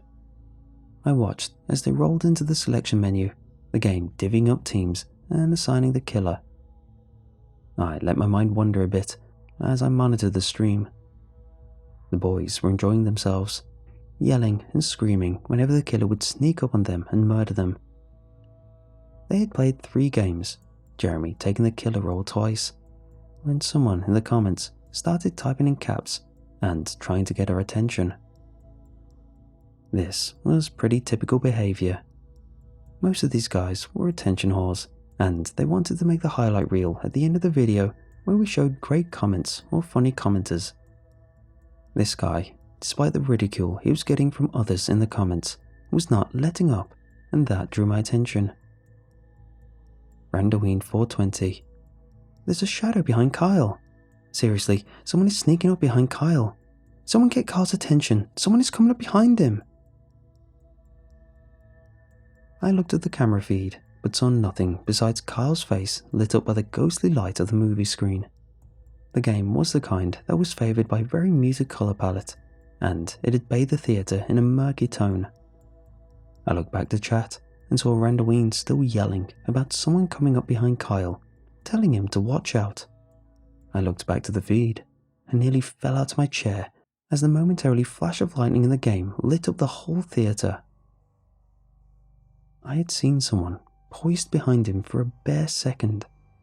A black-clad figure in a long, ratty coat that I remembered all too well. I keyed up Carl's mic and told him to watch out, but he didn't move. Instead, he continued to look up at the screen with that same frozen look of concentration he'd been wearing all night. Kyle always had this intense look when he gamed, this expression somewhere between concentration and catatonia. I could see the silhouette of the man behind him, but it too was stationary and unmoving. When his feet cut out abruptly, I realised he had been frozen there for about 5 minutes. I looked out into the theatre and could see Kyle still sitting there, head bent a little. His character was standing still. Ralph strolled by with the Reaper and killed him, dropping him with an easy swipe of his sickle. "Ooh, tough break, Kyle. You hit a lag spike or something?" Kyle said nothing. I glanced out at the theatre Ralph was in and saw he was alone in the murky blackness. Ditto for Jeremy, and ditto for Dale. I assumed that he was still in the theatre with Kyle, so maybe I had time to warn the others. It occurred to me that this might be an elaborate prank, but surely they would have told me about it if it were, right? Otherwise, I might call the cops, which would draw attention to our stream and cause us to leave. I keyed up Ralph's mic so the others wouldn't hear me. "Ralph, we've got a problem." "What's up, homie?" Ralph asked, and I could hear the theatre speakers booming in the background. "Something's going on. There was someone in the theatre with Kyle, and now he won't respond. He hasn't moved his character, and I can't raise him on the headset. I think that something's happened to him, but I need you to tell me if this is some kind of goof." Ralph was quiet for a second, before chuckling kind of weird. "I don't have the slightest idea of what you're talking about, but if you're trying to run a prank here, it's not funny. It's creepy enough in this theatre all by itself. I don't need to think about some creeper looming around in the dark. Look, I'm just telling you, this looks like..." But When I looked out at his theatre, I felt my next words stolen from me. Someone was standing in the aisle a few feet from Ralph's seat. Someone who was holding a crowbar that dripped wetly. "Ralph, behind you!" I yelled. But by the time he turned, it was too late. Ralph cringed against the seat in front of him as the hooded figure lunged the upraised tool. I watched as his controller spilled to the floor, the assailant smashing him across the face with a dripping instrument. He rode him to the ground, Ralph looking dazed as he fell. The tool came up with each swing in theatrical horror movie fashion, sending out sprays of blood that coated the seat. The figure rose once he'd finished, and I could almost feel his eyes on me as he looked up to the projection booth. I stepped back to the computers and keyed up to the other two mics. "Dale, Jeremy, I need you guys to come to the projection booth, now." "Why?" Dale asked. "Someone just killed Ralph." "What?" Jeremy asked, and I could hear him standing up. "He beat him to death with a crowbar. We need to get the hell out of here, right now." "Agreed," said Jeremy. "Dale, you and I should head to the emergency exits in the theatre while—" But there was a sound like someone tripping over the carpet. I heard Jeremy's mic go dead, and a quick look showed his feet being dragged behind a row of seats. I heard wind passing by Dale's mic as he ran for the exit. I could hear him hyperventilating a little, and as I watched, I could see him running for the glowing exit sign. I could also see the figure step out from the front row and bash him with a crowbar, knocking him sideways into the row of seats. I backed away from the window then, starting to hyperventilate myself. This was crazy. How had they gotten Dale and Jeremy at the same time? Was there more than one killer? How had they gotten him before us? Had they been waiting the whole time? I shook myself out of my daze and decided that I needed to go. I looked at the equipment on the table and decided to leave it pretty quickly. It would slow me down, and who really cared if the police found it?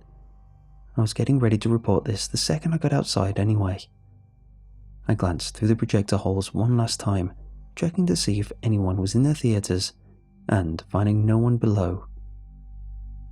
That's when something slammed into the projection room door, and I fell on my ass. I scuttled back against the wall, eyes glued to the door that was being violently rammed from the other side. Whatever it was slammed into the door a few more times before it rattled the handle and found it locked. I was suddenly glad I'd remembered to lock it and patted my pockets for my phone. I decided to go ahead and call the police.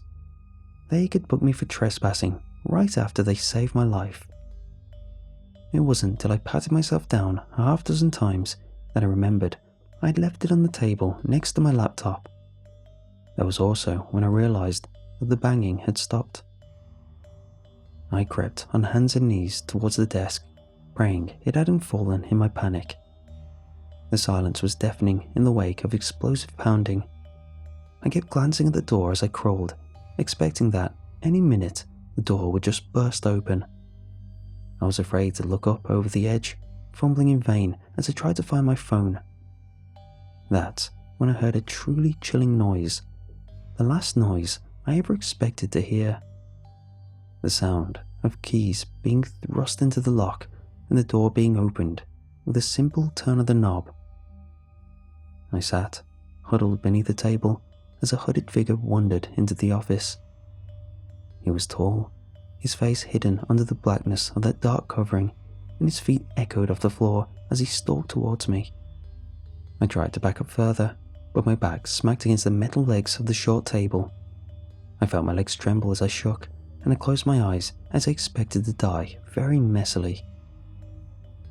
I opened them again when I heard the laughter coming from the doorway as Ralph and Dale came through the door with their cameras in hand. "Oh man, we got you so good," Ralph laughed. "He bought it, hook, line and sinker," Dale laughed, turning the camera to face him. "Another classic prank." I couldn't believe it. This had all been some stupid prank for the channel. I watched as the killer doubled over and started laughing too, his crowbar dropping with a plastic thunk to the ground. When the hood came down, I saw that it was Titus, our sometimes roadie when we took our shows on the road. Jeremy leaned in the doorway, laughing uproariously as the others high-fived and congratulated themselves on scaring me half to death. I wanted to be mad, but I found myself laughing out of pure, nervous relief. "You jerks," I breathed, accepting Titus's offered hand. "You really scared the crap out of me." I slapped Titus on the shoulder. How the hell did he get across 3 theatres in a matter of seconds anyway? Titus looked confused. I didn't. I snuck into Ralph's theatre through the fire door and waited for you to notice me. Then I ran out after you turned away, going up to Dale's theatre and catching him as he tried to escape. I pretended to drag myself behind the seats, Jeremy said. And Kyle? Titus was still laughing, but he looked a little confused. What about him? We didn't even tell him about the prank. You know Kyle's a blabbermouth. He'd have never been able to pull this off. That made me pause for a minute. Where is Kyle? I asked, not seeing him and really concerned about that for the first time. Ralph and Dale looked at each other. Dunno, no way he's still in the theatre. I looked down from the box, and sure enough, Kyle was still in the theatre, unmoving and not playing the game. We tried to raise him on the mic again to no avail, and after thumping on the glass for a few minutes to get his attention, we decided to go see what was going on with him. The 5 of us came downstairs and crept towards the theatre Kyle was sitting in. The door creaked ominously as Jeremy pushed it, and none of us seemed to be in any hurry to step inside. I could see Kyle's head framed by the white screen as he sat upright, staring forward, and moved inside to see what was up with him.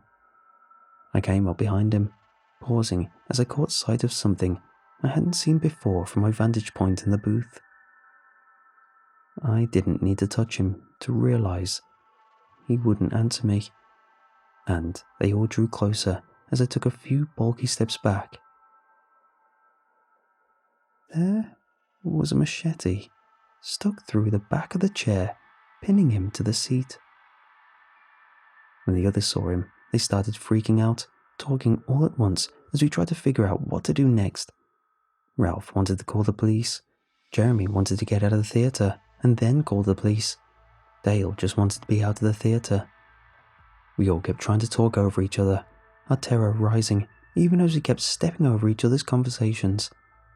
That's why it took us so long to realize that Titus was gone. We looked around for him, but no one could remember if he came into the theatre with us. The last time anyone had seen him was in the projector booth. That seemed to be the deciding factor for Dale. He had his phone out, dialing 911, before anyone could say anything about it. Jeremy slapped it out of his hands though, and the 2 of them stared at each other in surprise. Jeremy seemed as surprised that he had done it as Dale was that his phone had been slapped away. It bounced under the nearby seats, and the 2 of them just stood silently for a few seconds before Dale asked him what the hell he thought he was doing. I don't want to be involved in this. If you call the cops, I'm going to lose my job. Screw your job, Dale said. At least one person is dead. Let's just leave first. We can get outside and then call them. You 2 can say that it was just you guys in here and I can... Dale was dropping to his hands and knees, looking for his phone under the seat. Man, that's some cowardly talk. One of our friends is dead and you're worried about losing your job? Man, I can't believe I ever... His words were cut off though, when something dragged him under the seat, and he started screaming. We scattered as Dale screamed, all 3 of us flying like quail as we tried to put as much distance between ourselves and the killer as possible. I had my phone out as I left the theatre, dialing the number for emergency services as I went. I vaulted the concession counter and hid behind it as the line buzzed and buzzed. I sat there, shaking, the smell of old popcorn and aged soda in my nose as I waited for someone to pick up. 911, what is your emergency? I sighed, glad to hear someone outside of this place. I told them I was at the Megaplex and that I needed the police there immediately. I told her how we had used Jeremy's key to get inside, how we were planning to set up a stream and play games in a creepy theatre, and how they had pulled a prank on me that started all of this. I told her about Kyle and Titus, and about all my friends who were probably being murdered right now as we split up. And as I told her once again that I needed help, I felt the tears roll down my face as I started to cry. She assured me that help was on the way, but that I needed to stay in the line. That was when someone kicked the counter from the other side, and I practically threw my phone in surprise. I could hear the lady on the other end calling my name, seeing if I was there, but my phone had landed against the opposite counter, and my attention was dominated by the hulking figure standing over me. The bar came up to his waist.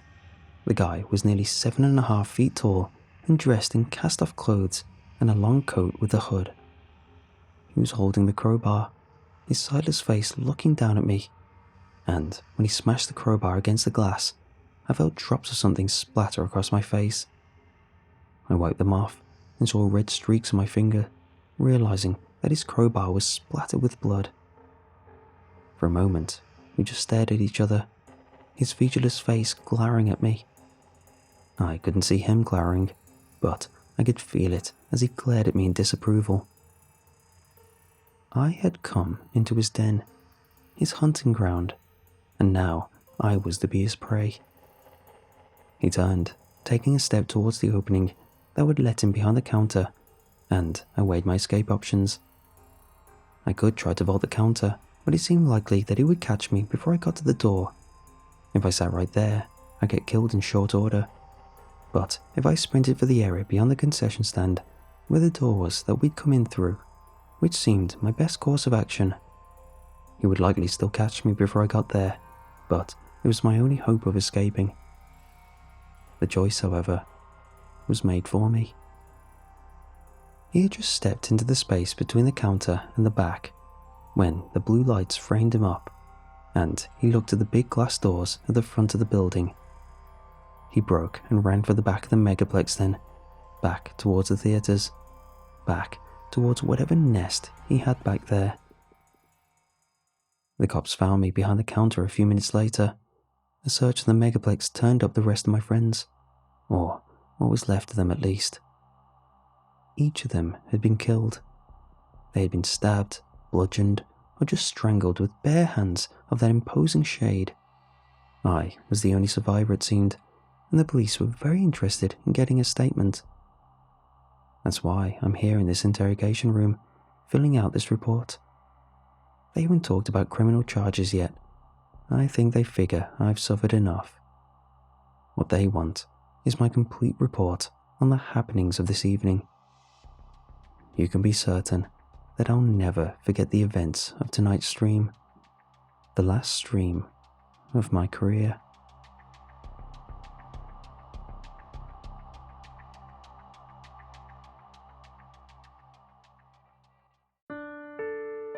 "Why are you looking at my girlfriend?" "I'm fixing your sink," I replied. This guy had a familiar look about him that made me nervous. He was twitchy and always scratching his skinny little arms, his eyes darting to every corner of the room. I tried to stay neutral with my head tucked away under the kitchen counter. The sooner I fixed this problem of theirs, the sooner I'd be out. "I hear about guys like you. You got keys to everyone's room and like to go sneaking around, installing cameras in the toilet and shower. I saw photos of one hidden camera in a screw. I ain't stupid. I know what you guys get up to." "Can you go get me a drink, baby? Please? Something from the vending machine, maybe? This baby's making me so damn tired." It was his girlfriend who spoke. She'd been slouched on the sofa the entire time I was there. She looked sad mostly, but also a little afraid. She must have known a man pretty well, because I could see the guy's head working overtime after she spoke. He was torn between wanting to chew me out and looking after his pregnant girlfriend. The whole time I stayed down under that sink, twisting pipes free and pulling rancid black filth into the bucket below. It was hard to stay focused, but I knew things could escalate quickly. A few long seconds passed before the door slammed shut. "Sorry about him," the girl said, groaning as she sat upright. "Can you fix it before he gets back?" I shoved my fingers deep into the final clog and began to pull it loose. I think this is the last of it. Hot damn. Something sharp had slipped right past the rubber glove and into the soft flesh of my thumb while I'd been trying to scrape the blockage free. I whipped my hand out of the pipe and immediately tore the glove off, squeezing the tiny flesh until a tiny bead of red blood appeared on my skin. Are you okay? She asked. Something sharp in the pipe, I said before sucking the blood clean.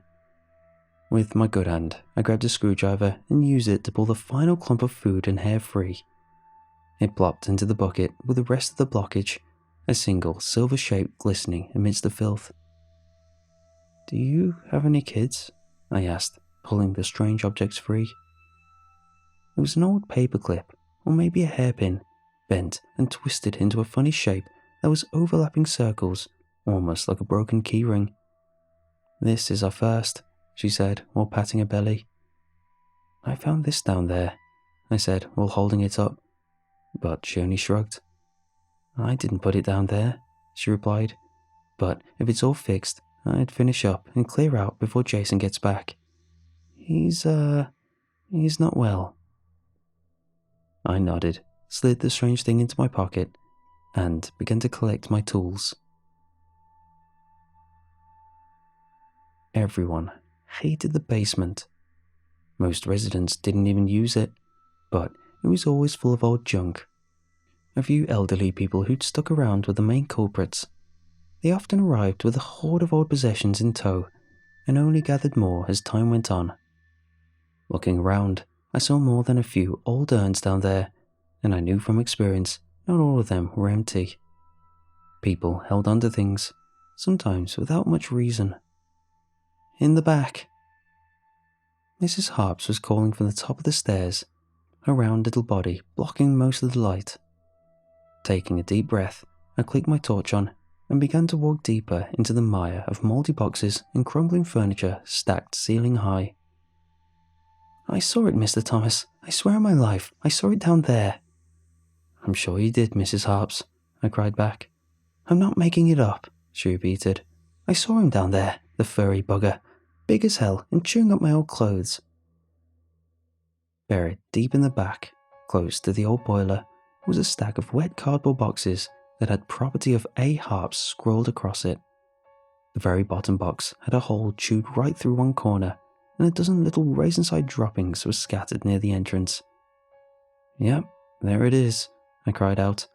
You were right, Mrs. Harps. I'll be sure to lay some traps this afternoon. She shouted some answer, but my attention was pulled elsewhere when I heard a scratching coming from a shadowy cluster of overturned boxes just ahead.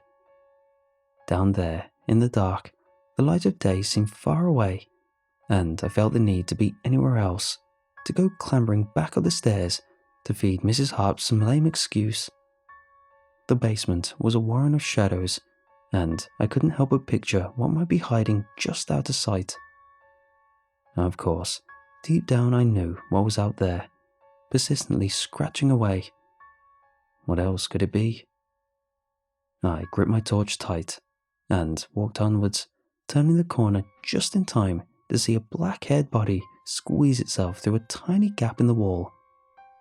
Bugger, I groaned, shuffling closer to the gap that had been gnawed right through Victorian brick. Something had been scratched into the floor, worn down over and over with what seemed like thousands of permeations. It laid right in front of the hole like some kind of signpost, no larger than my palm, and its shape was eerily familiar. On a whim, I took the thin piece of metal out of my pocket and held it up, gazing at the impossible resemblance it bore to the shape on the floor. 6 or 7 overlapping circles bound closely together like a loop of rope. The two shapes were identical copies of each other, just rendered in different mediums. I told myself it was kids who must have done it, a random act of vandalism. But when I shone my light into the hole, a pair of beady red eyes glared back at me, and I couldn't shake the feeling it had been watching me appraise its work. There are, simply put, a lot of restrictions on the use of poison this close to a park. Al, look at it.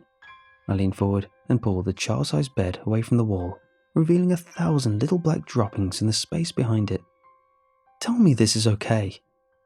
Look, he put his hands up. You don't need to do this. I'm with you. No, I said firmly. See this? This is where she keeps her toys. I patted the top of a small toy trunk before grabbing either side and pulling it away. The skirting board that ran along the floor had been chewed through entirely until there was a foot-wide hole. There are rats literally coming out of the damn walls, Al. Help me out here. Why can't we do anything about this? You're new here, Al replied.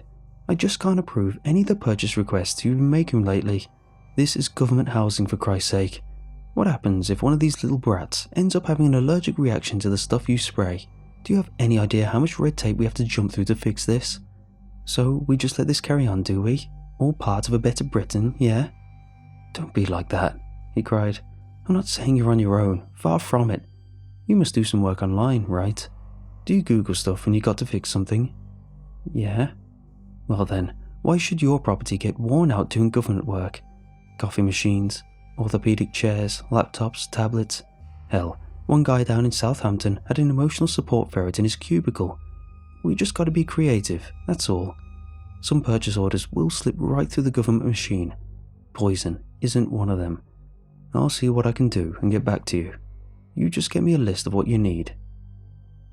Mind you, he added, nudging a pile of damp mouldy laundry with one of his tan leather shoes. It's not like they're exactly helping themselves here, is it? Did you catch him? We both turned to see a little girl staring at us from behind the bedroom door, her fingers clutching the jamb nervously. He was under the bed, she whispered. I'll leave this to you, Chris, Al said, before giving me a little mock salute. He smiled widely at the little girl as he sailed past and hurried away. Just get me that list, he cried out before the front door shut. I found where it's coming from, I told the little girl, and I'm going to fix it so he can't get through anymore. His whispers are scary, she replied, sheepish eyes fixed on the door. Well, pretty soon, that won't be a problem. He lives down there, she pointed at the floor. He told me. Do you think he'll be mad if you can't come over anymore? No, I cooed. And even if he does, I won't let him come back and do anything bad. He says he'll find me anyway, she replied, her eyes glancing up to the hole behind me. Something in it must have held her gaze. Something that seemed to grab a hold of her and keep her staring with an almost dreamlike expression. I suddenly became aware of that little gap in the wall, feeling its presence in my back like it was an arching black hole. I hadn't felt afraid of it at first, but now the hairs on my neck rose and a chill ran across my shoulders. I clicked my torch and turned around to find two red eyes glaring back at me from the darkness. They lingered for no more than a second before receding into the dark, their disappearance accompanied by a curt chitter. He doesn't like you, the girl cried in a lilting, sing-song voice before suddenly bursting into laughter and running away. I went to my knees and began to hammer a plank of wood across the hole with nervous urgency. The old man was apoplectic, all purple in the face and spitting everywhere. He howled with rage at the direction of his neighbour's door, unaware she wasn't even in. That damn cat keeps leaving bloody rats in my home, he cried. You ain't allowed no animals in here. I told her so. I told her over and over, this is exactly why. It's unsanitary is what it is. It's disgusting is what it is. He seemed oblivious to my discomfort as I stood there awkwardly. Well, Mr. James, whatever is happening, I'll be sure it stops right here and right now, I told him. Does that sound fair to you? I made sure to catch his gaze and hold it when I asked the question. He paused his shouting for a few seconds, and when he replied, his tone was a little more even. Right now? He asked. Not in 3 weeks or 6 months or in some distant damn future where the council finally decides to effect repairs. Right now, I said. I have my tools, I have materials. It won't be pretty, but I'll make sure it holds. I won't leave until you're happy with it. He chewed the air for a few moments as he thought this over, Alright then, it's through here. He took me into a squat little living room, the bedroom visible through an open door. The scene in there wasn't pretty, but it was the spare room he pointed me to, and I was thankful I wouldn't have to kick his old underwear around while looking for rats. Still, his spare room was so filled with old junk, he had to push the door open with his shoulder. There was a bed in there somewhere, but you'd be hard-pressed to find it under the lifetime's worth of books, photos, documents, and bags of old clothes. I had to eke my way in 1 foot at a time, being careful where I stepped so as to not go tumbling over. "No need to stay standing up," I said as he hovered by the door. "I'll come get you when it's done. If there's anything you're not happy with, I'll make sure to fix it for you." "Right," he grumbled. "Fine, I'll be out here in my chair."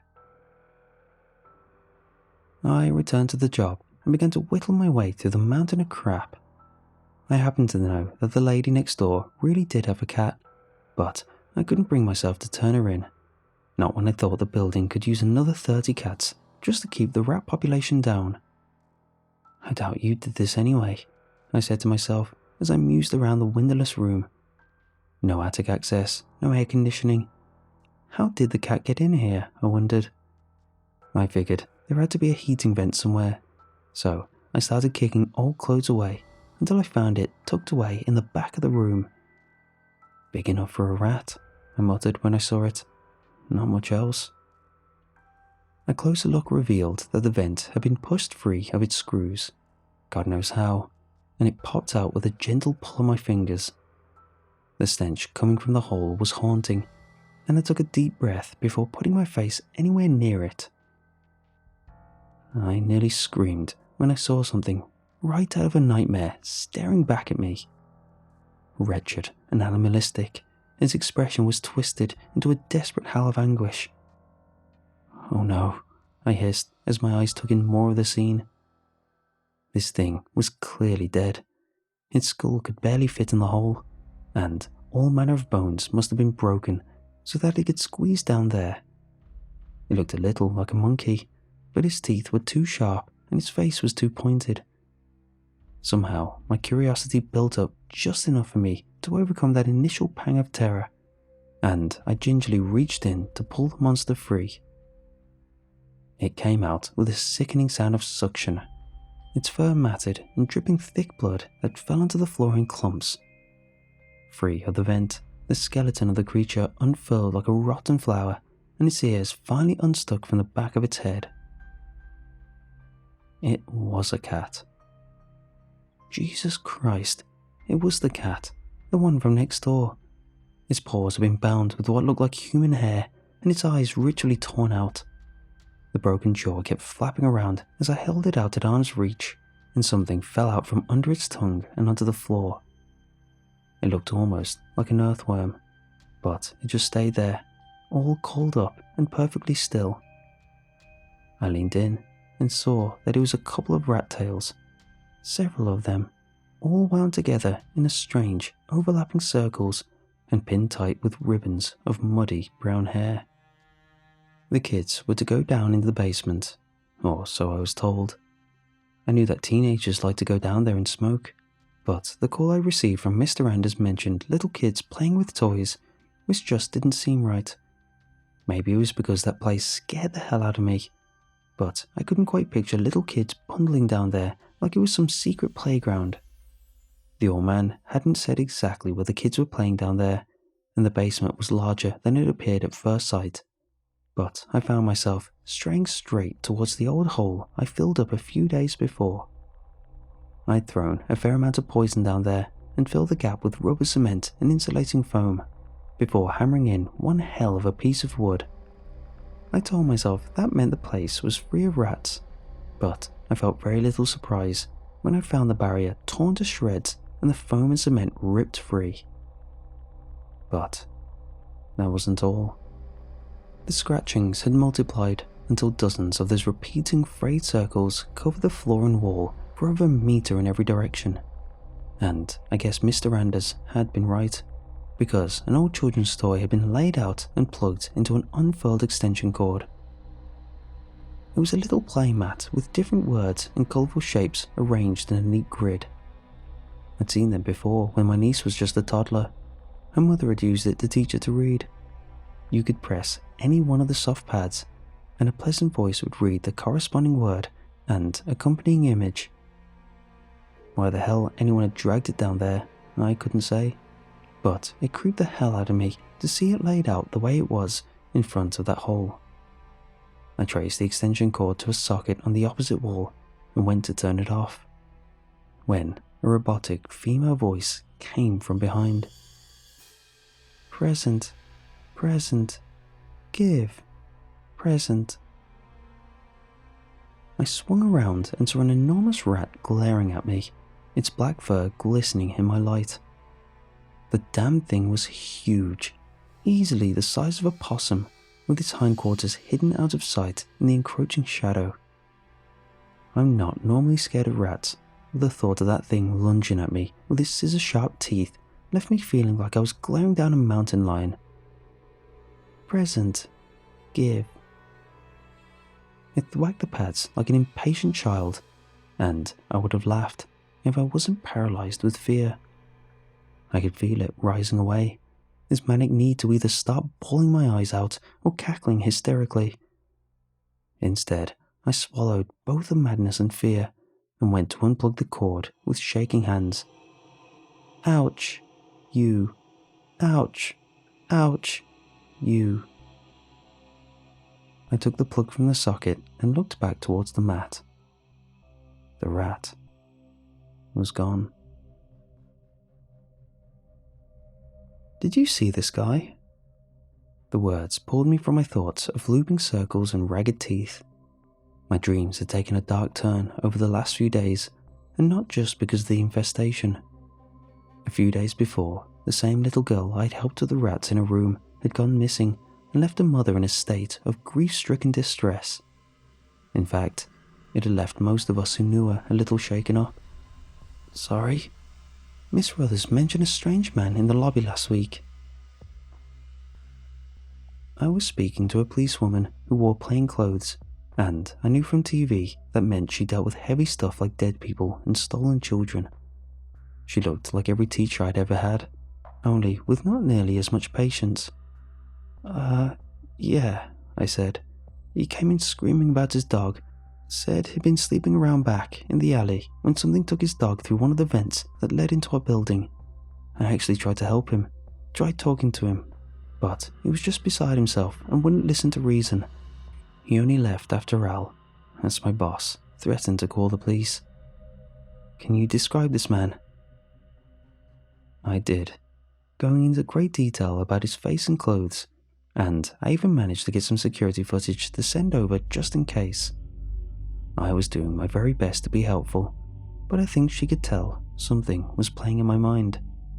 Maybe she figured it was nothing, or maybe she could just read people well, because she never asked me directly, but I found myself stopping her on the way out of my door just so I could spill the beans. Look, this might be nothing, but, last week I called you guys up about a dead cat. I'm sure there must be a report somewhere, but you should know the cat was... someone had killed it. They pulled its eyes out, broken its jaw, and something was stuffed in its mouth. Her eyebrows rose. In its mouth? What do you mean? I reached into my drawer and pulled out the little bundle of rat tails out, along with a bent piece of metal, just in case.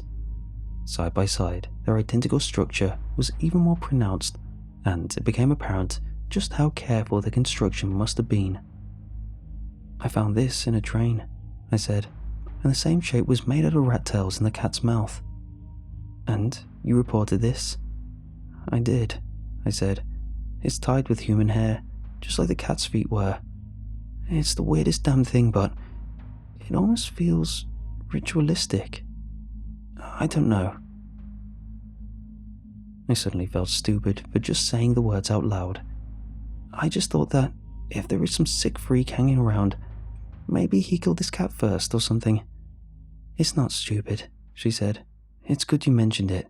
There's no way the original report would have made its way to me. And you're right, this does feel ritualistic, doesn't it? My name is DCI Miles, by the way. DCI Miles reached into her pocket and took out a card that she handed to me. If you see anything else like that, any other dead animals, or anything that makes you wonder about who exactly might be living here, let me know. We need all the help we can get. Mr. Anders, I said, banging on the door. Open up, we need to speak with you. DCI Miles was beside me, along with two stern-looking uniformed officers. You know, I really don't think this is right, I said, looking back at them. Mr. Anders is a miserable bugger, but he isn't... not that. You said it yourself, the cat was in his apartment, she replied. And we traced some internet searches to this flat that would make you seriously reconsider your opinion of the man, Mr. Graham. Do you have the key we asked for? Of course, I said, holding the master key up before inserting it into the lock. It turned with a latched click, and I found myself suddenly pushed out of the way as the three police officers marched ahead to make their arrest. This is the police, Stephen, and... Jesus! I rushed in, slowing momentarily to take in the horrific stench, but powering through anyway. I nearly ran right into the back of the two large officers, where DCI Miles stood a little ahead of them, mouth open and eyes wide. They... A dozen black rats poured out of the room and swarmed around our feet, their greasy fur streaking our clothes and smearing our shoes with filth. One of the officers began to kick and scream, and he nearly went down, except his friend managed to reach out and steady him. The thought of him falling into that river of gnashing claws and writhing muscular vermin terrified me, and I had to resist the urge to panic. Stay calm, I said. They're just fleeing. Just let them go.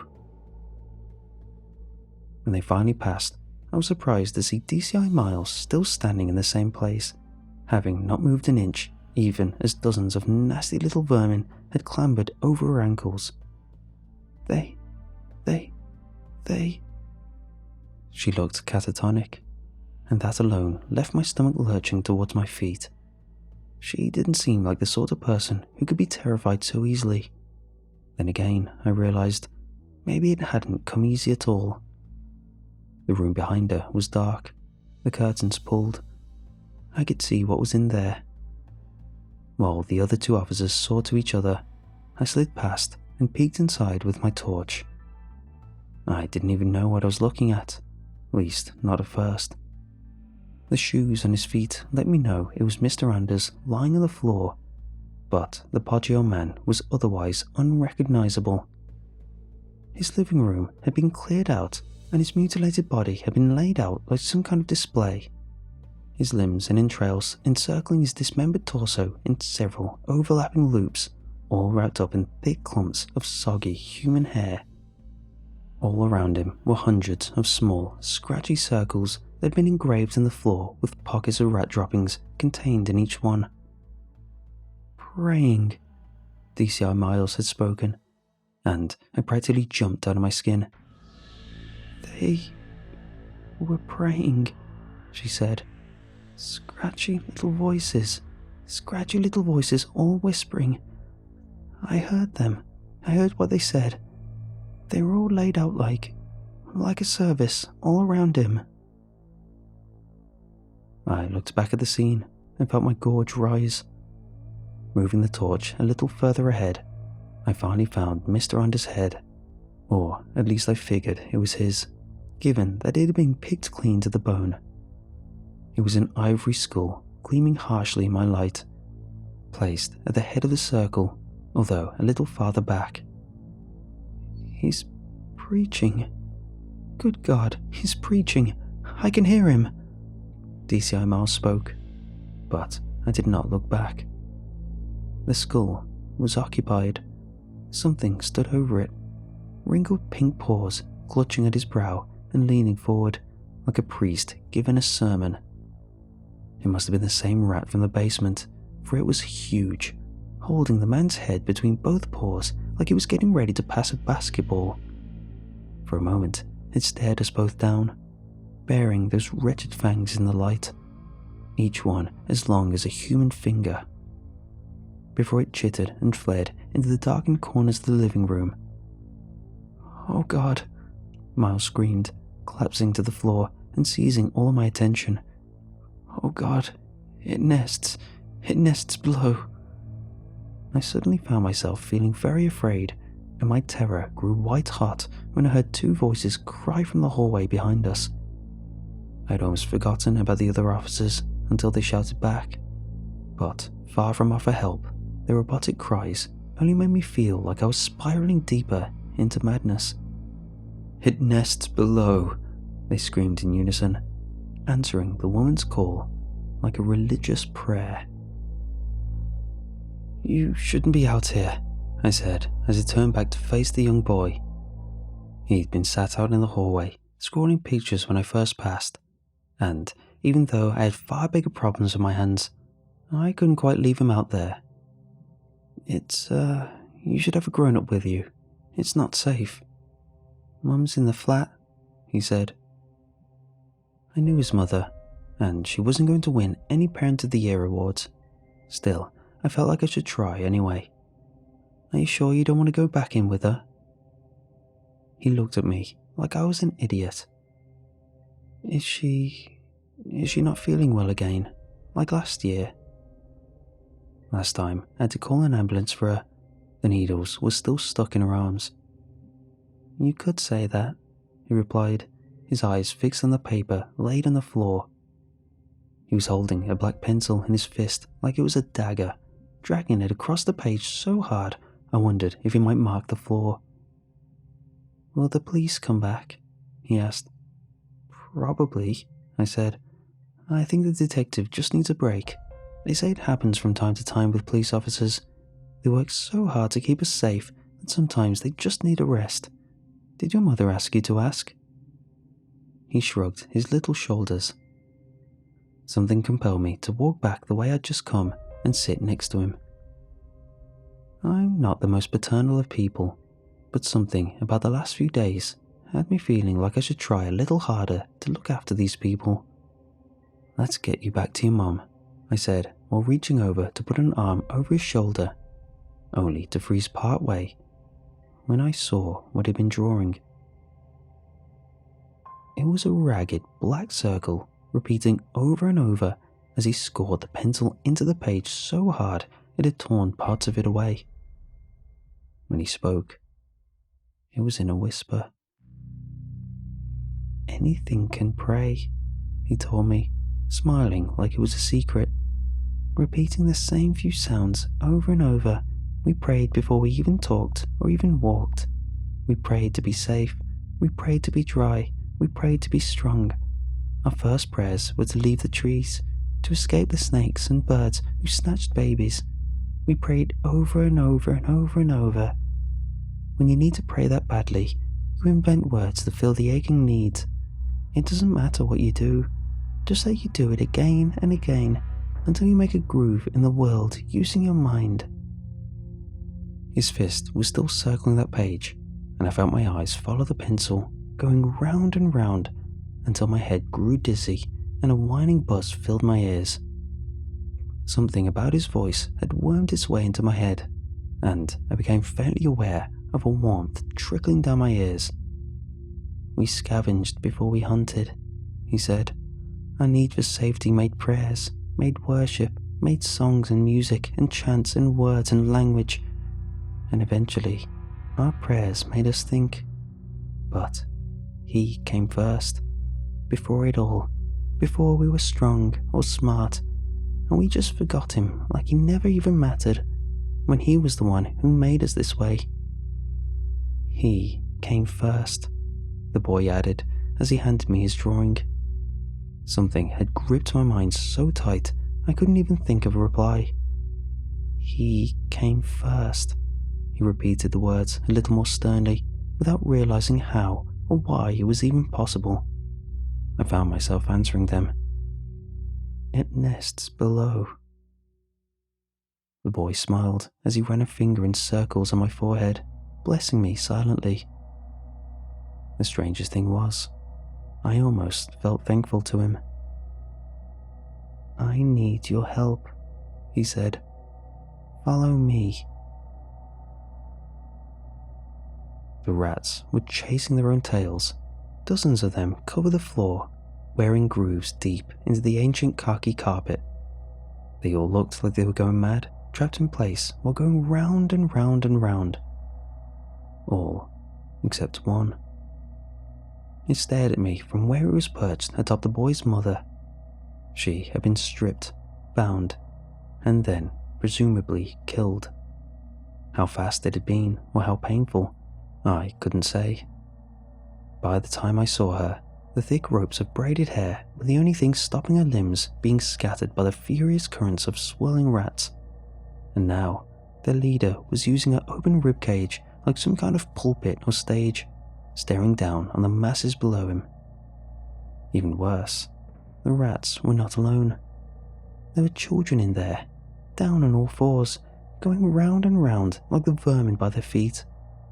I might have expected them to trample some of the furry little monsters, but they never did.